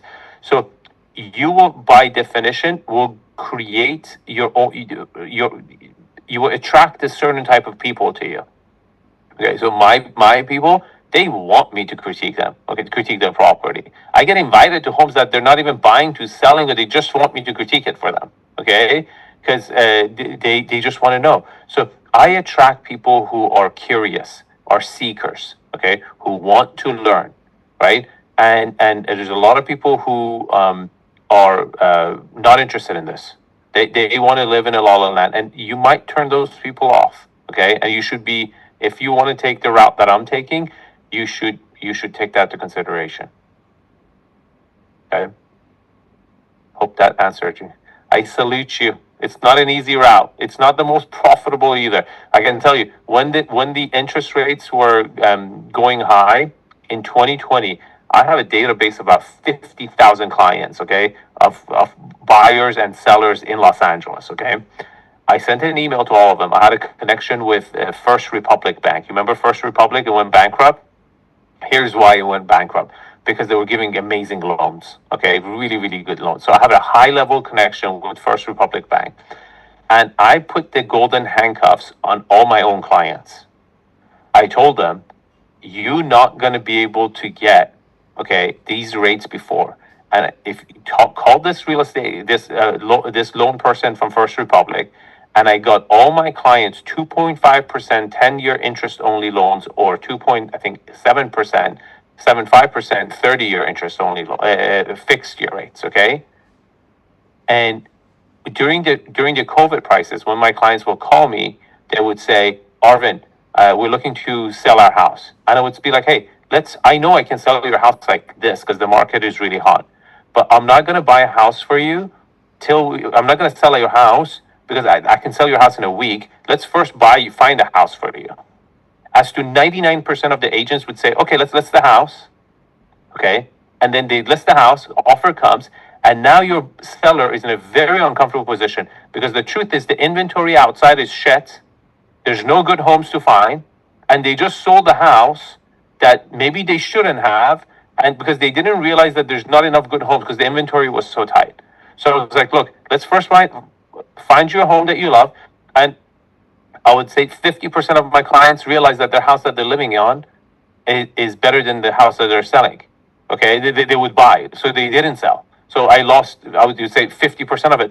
But to me, money was not an issue. Okay, not that I didn't need money. Trust me, I need money as much as everyone. I live in Los Angeles. My kids are going to private school. Very, very expensive cost of living over here.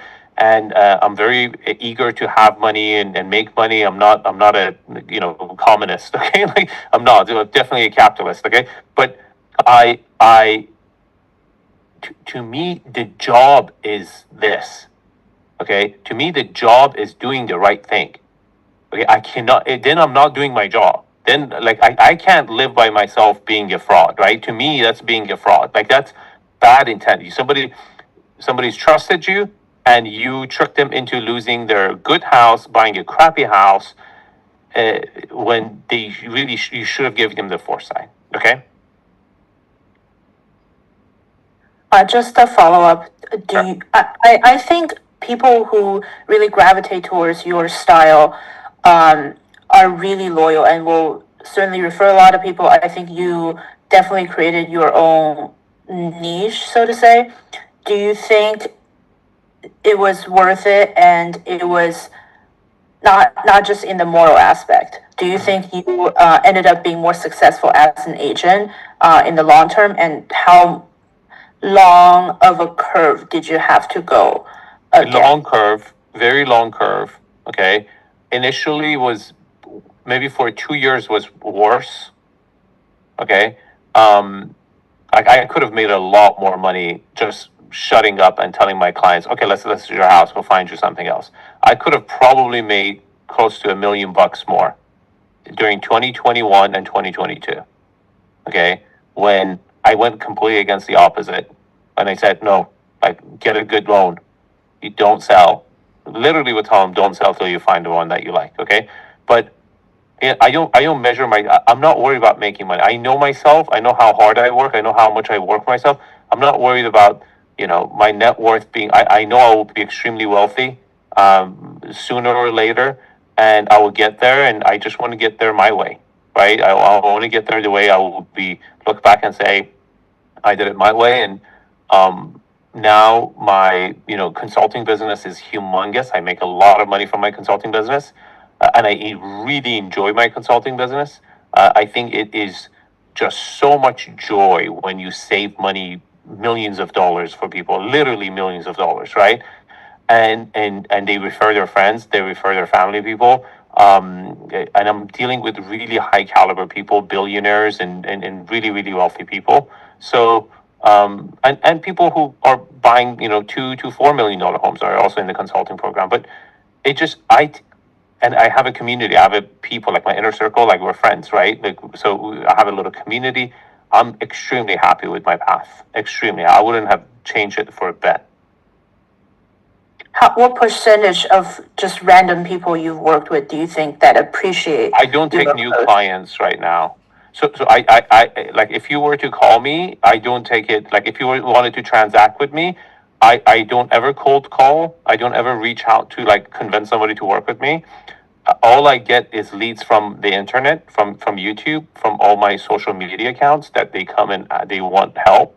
And if you were to wanted to hire me to represent you as a buyer, you would have to pay me upfront my commission, part of my commission. So if you want me to represent you, you have to pay me $55,000 just for me to work with you, start working with you. Okay. I don't do any outreach, and I don't need to, because I have so many big deals that would land, and it might not land this year, next year, but extremely big deals. And the consulting business is huge and fun as well. Like, I like teaching. I have to say, I like teaching, and my goal is not to sell 20 houses. My goal is to sell maybe 3-4 big houses a year, and spend the rest of the time teaching. Thank you. That is interesting. It's a very important question, investors. It's very relevant. It's relevant to real estate, relevant to maybe almost every industry. So, thank you for asking it. It is I'll take one more question, Aaron. We can move on then to Abhi.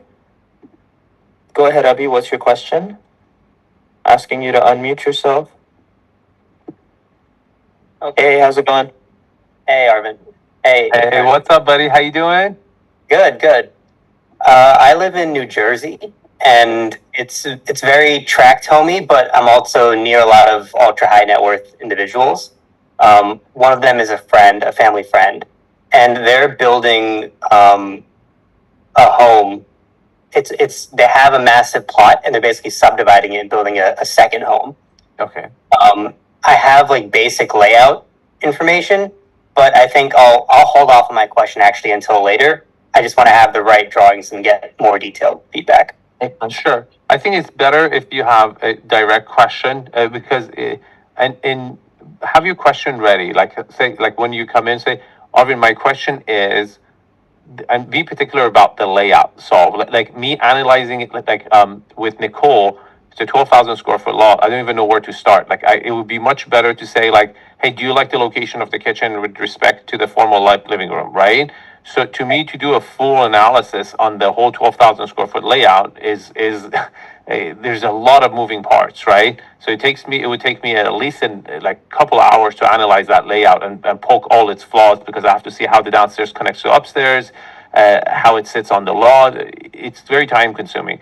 So for the sake of learning and getting your question answered immediately in this, if the more you have a specific question that you ask, this particular thing about the layout is bothering me, or the architectural style is Arvin, how do you fix this, right? I can much quickly focus on that problem and give you an answer.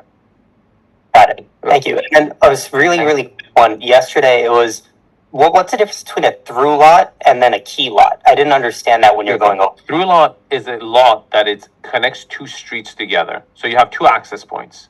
Right. One from one street over here and one street here. So you can have an enter from here, exit from there. A key lot is a lot in the middle that there's another street over here, and these 3 lots back into that lot. Okay, so imagine this is the lot. Okay, this is a lot. There's a lot that it's over here. There's another lot that is over here. Another lot over here. These houses have a backyard. The house is here. House is here. These 3 houses are looking into your property. Okay, see that? Okay. Okay, that's So a key lot could be a through lot. It just has a bunch of other. yes, a houses. key lot could be a through lot, but it not necessarily. Okay, because a key lot could be a through lot could be next to 2 other through lots next to it. Then your side yards are hitting each other. You see what I'm saying? But a key lot would be the back of the other house is hitting. Normally, it happens at the second house after a corner house. So if there's a street over here, the second house of this one, if these houses are pointing this way and these houses are this way, the second house from that main street is here and this house is backing into it. Okay. Thank you. Right, amazing. One more? Should we do one more? I feel like yeah, one more. Also, it's the last one for today from yesterday's list. Everyone else is a new. So this should be the last one. But Mauricio, how's it going? Asking you to unmute yourself. Mauricio. There is a. Hi, how are you? Chat. Hello, how are you, my friend? How may I serve you?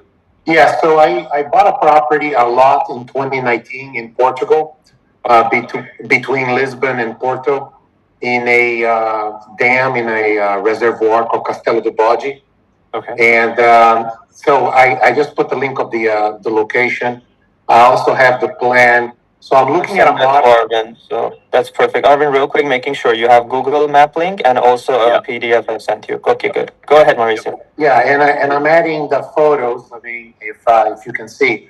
But basically, my question is, I'm going for a modern style home, but I would like to get some feedback from you on it's a northeast exposure. A little bit about it's 3,500 square feet property. 21,000 square foot lot. It has, obviously, it's sitting high, it's quite sloped, but it has great views. I can see from the south, I can see over that other house into the water, and then from the other side, I overlook a nautical park across. So I just wanted to get, frankly, some feedback on you, on at least your thoughts and what you think of the lot. And also the house. Okay, so end of a cul-de-sac, I like it. It's a peninsula, I like it. It seems like it's almost impossible to have water access except this neighbor. Are you seeing my screen? Yes. Okay, I see that this neighbor has achieved it. Okay, I think having it boat dock would significantly impact your property value. I don't know if it's possible. Again, it doesn't. I don't really get a 3D here from Google. Yes, you can. You can actually. I already approved, I received the permit to be able to put a floating dock. Okay, good. Floating dock is good because, as you know, reservoirs go up and down, so you need to be floating dock. Yes. That's very good. Overall, obviously, you tell me your elevation is higher than this property. Much higher, actually. Much quite higher. a bit higher. Yes, much higher. Okay, so a couple of things to take into account that, for example, maybe which room, okay, now you would have to really show me.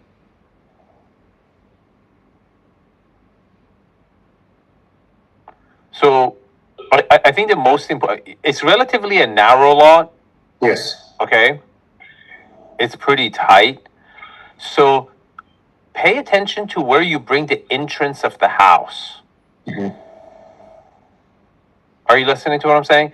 See, Yes, I am. Yeah, there's quite a, if you put the entrance from the front side, Mauricio,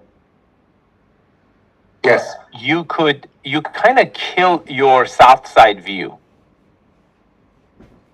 Okay. Okay, so and if you're interested in a modern house, I would gear towards more like mid-century modern, where you have really dynamic, instead of these white boxes. Mid-century modern it has these really cute inside indentations where if you could created an element where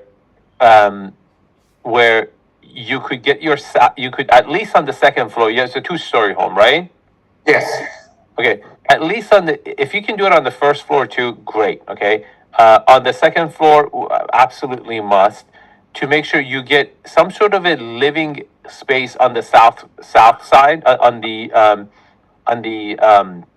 Second floor. on the south side, so you actually get the natural light coming in. I think it would be really good. I think a roof deck would be really interesting.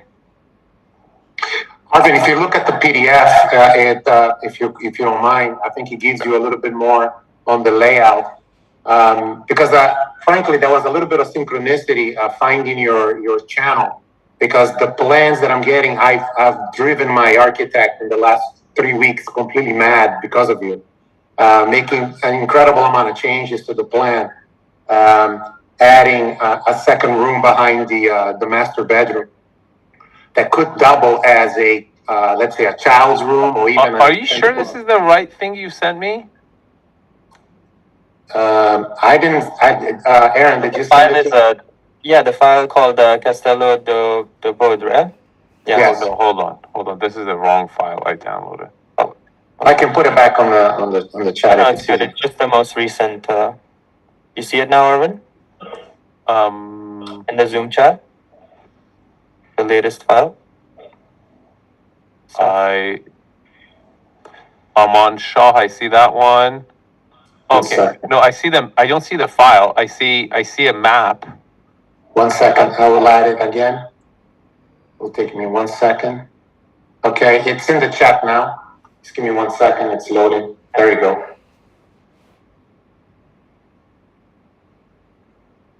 Okay. Good. It's loading. Hold on. Okay. Maybe it's a Oh, Zoom wow. thing. Okay.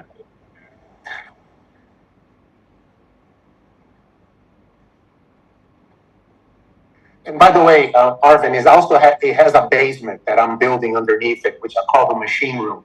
I have a lot of restrictions right now with the area due to environmental, because I'm sitting on a water reservoir that feeds the area fresh water. Mm-hmm. So I have 50-meter setbacks from the water. I have quite a bit of setbacks. Okay, I'm looking at the. Okay, here we go. Second floor. All right, let me share my screen now.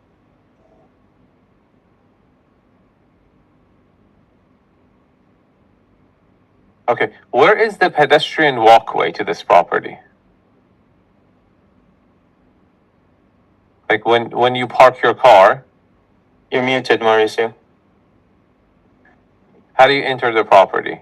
So there's 2 ways of entering the property. So the one entrance is on the far left side. Over here? Yeah, the entrance of the house is right there. Yes. Okay, so you come over here. Okay, Yes. good. So that's good, because that's what I was thinking. I thought you should juke the entrance to the middle, okay? So you have a better wow factor when you walk in, but you also can come back and enjoy this space, right? Because you're saying you're getting good south-facing light, okay? So that's good to see. And this is the ground level? This is the bedrooms on the ground level, right Okay. there. The living, and then if you look at it, there is a courtyard that I'd like to build, which is around the pool. So I'm thinking about enclosing the pool area in the front of the house. Okay. Is this an elevation drop where you can't use any of this? Are these setbacks requirements over here?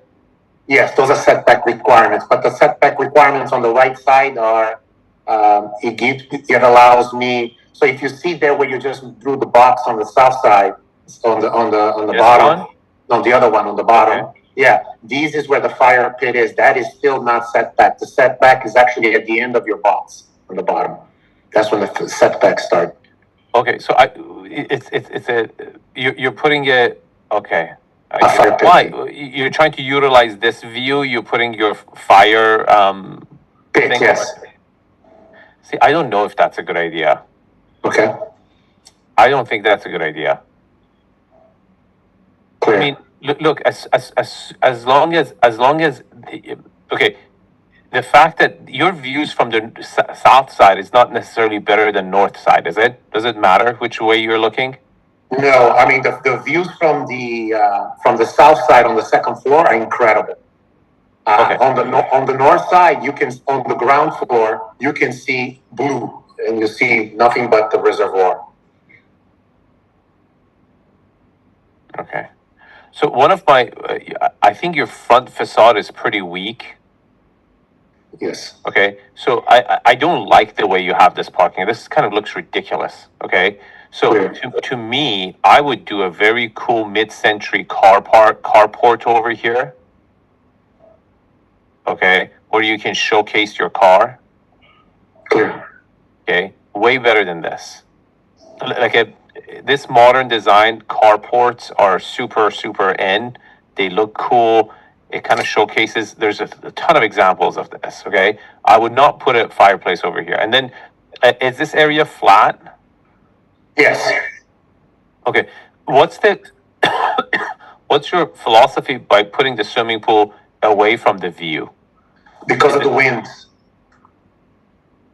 So the wind blows north from Yes. north to south? Yes, quite brutal. Okay, and you're telling me you get views from here? Yes. Quite a bit of views. So you'll be able to get views from the swimming pool. Is that what you're telling me? Yes. If I don't hedge it, absolutely. I can get straight views between, because I'm sitting at a much higher elevation than the house that is on the southern side, on the other side of the road. Okay, you still want to hedge the bottom. You just want to you want to hide this house, the roof of this house, and you would want to do that. Okay. Where's your drawings for the elevation for the front facade? They're not here. Or you don't have it? No, they don't. I don't think they're there. I can already tell it's not going to look that good. Okay. Because how narrow it is. And then you don't have a second floor. You have a basement, correct? No, I have a second floor also. I have a basement with. Hold on, yeah, you do have a second floor. Okay. Let's look at your second floor really quick. Oh.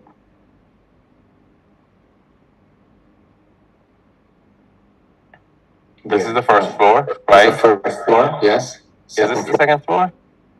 No. This is the basement. This is the basement. Okay. Second floor should be at the bottom here, I think. Yes, right there. This is it. Yes.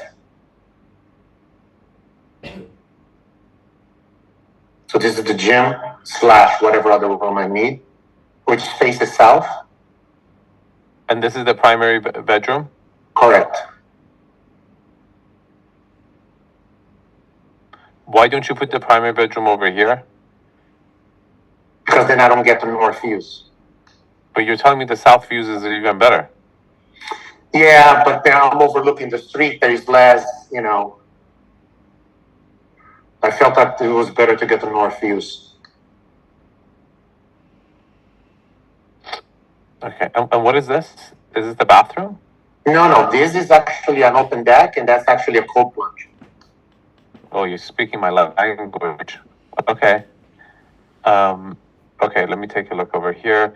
Let me look at your kitchen. Where's your kitchen? No, that's the living room. I have a combination living and formal because I only have 3,500 square feet because of limitations on building. Yeah, it's okay. Yeah, you don't need formal. Where's your kitchen? Is this your kitchen? Okay. So you come in and you see this, you have this element, and this opens up to this side, and there's a balcony on this side, right? And everything on the right side is water. You have the lot and then the water. Mm-hmm. And the wind is that big of a factor. Huge. In that area, it's huge. I could kite surf from that. That's how bad. It gets to about 20 to 30 knots at times, if not higher. Okay. And this is the exact direction that is coming. Okay, let me look. Let me verify that with your neighbors.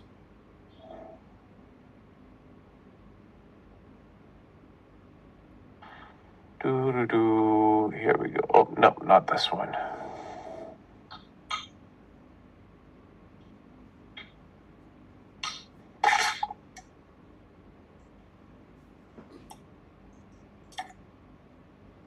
how's everyone else doing? Are you finding this interesting? The way Arvin's evaluating, doesn't he treat it like a puzzle? Like he's always trying to solve like this massive puzzle. He gets super excited doing it too. So very cool. Interesting. Okay, so this guy doesn't have the problem because he's facing south.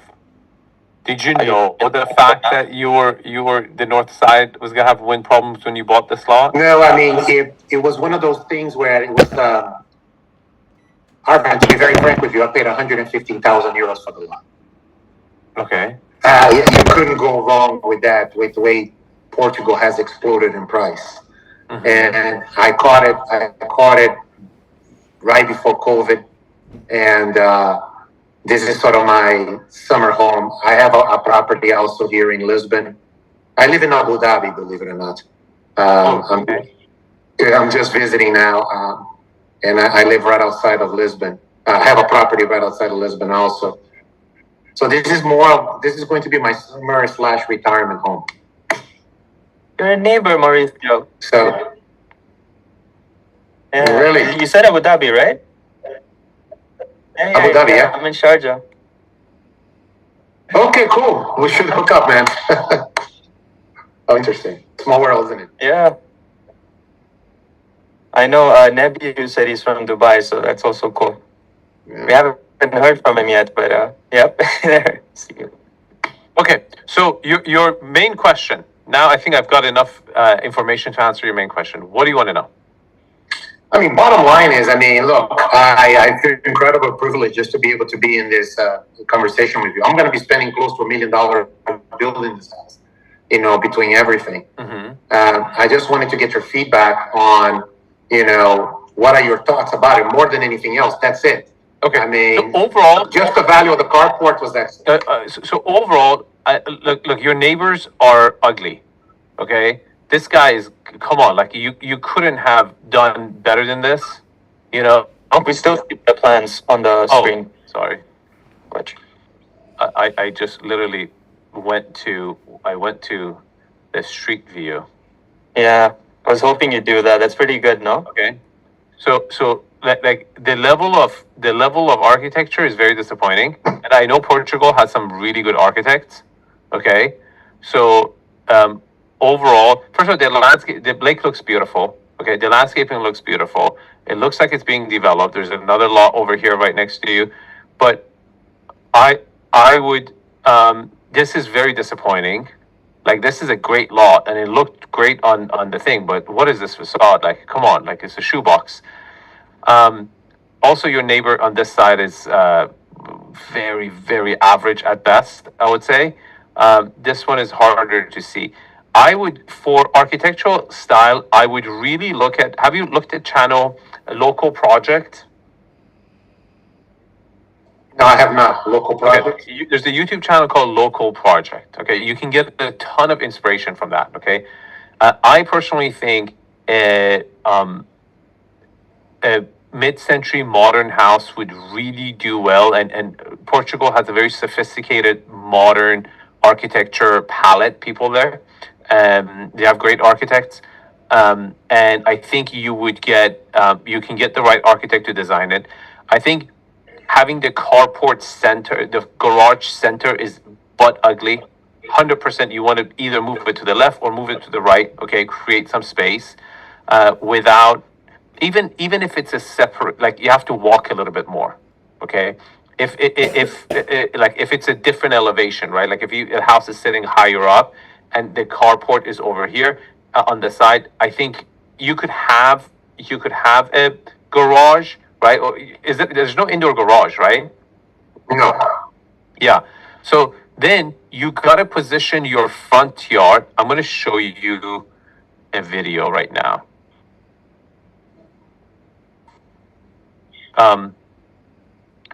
Look at Local Project.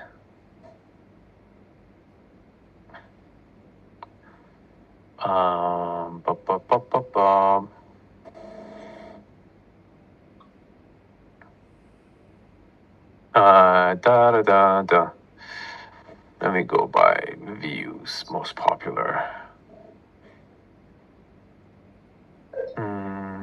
design an experimental home.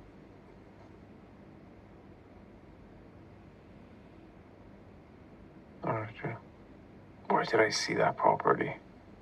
There's a property that is on the lake that you can get great inspiration from.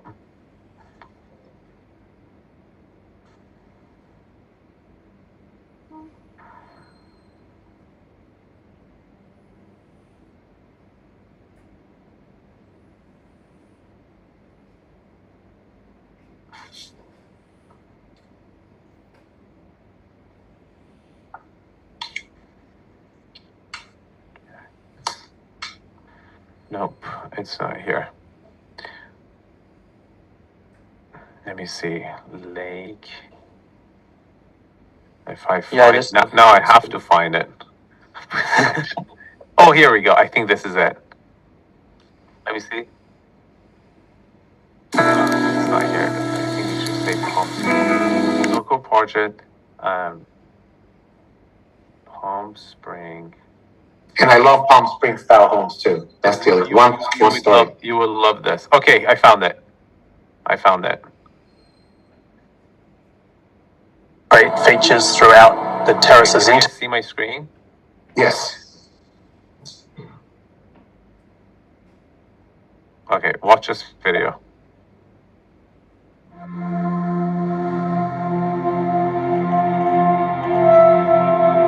As a floor.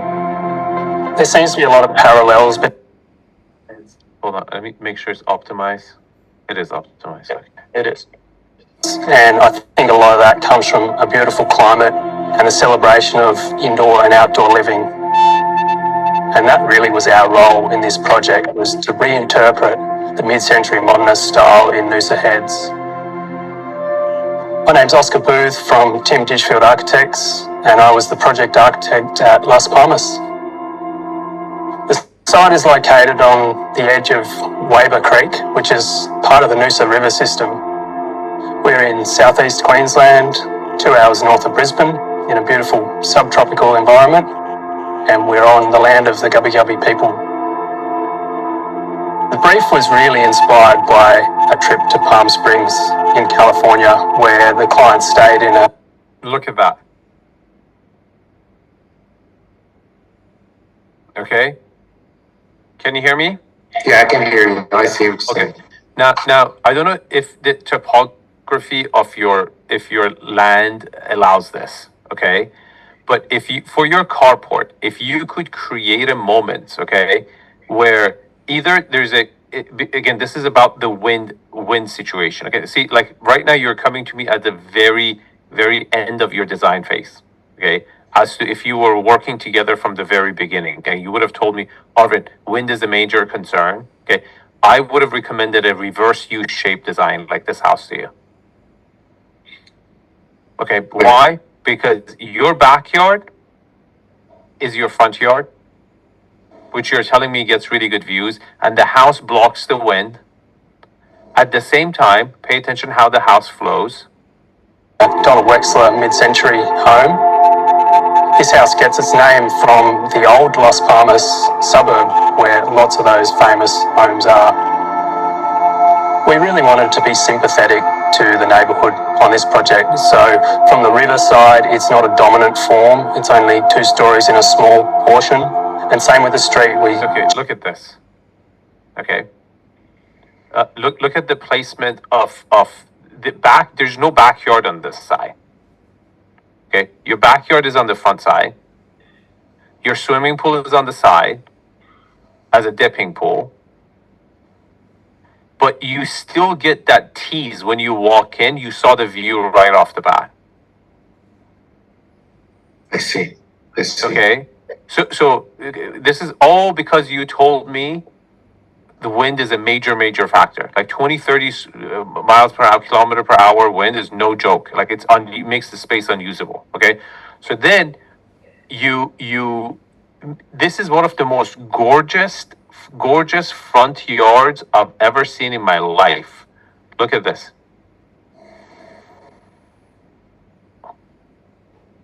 Look at this. Yeah, with the cactus is amazing. which is my favorite. It's up, and then you still get the tease of the lake. Yeah. Okay, this is why I really enjoy working with people who are just about to get started, because we really get to play around. I've seen so many houses where, like, again, when I say I've critiqued over 1,500 homes, there's a ton of homes that you know how many of these videos I watch that I don't make videos on? It's like I spend 2-3 hours just watching videos on 2x speed. Okay, just looking and taking notes and scoring in my head, sometimes on paper if I want to make a video of it. Is like, what type of architectural style to use to best use your lot with the circumstances around it. This is when you have 4 or 5 principles fighting against each other.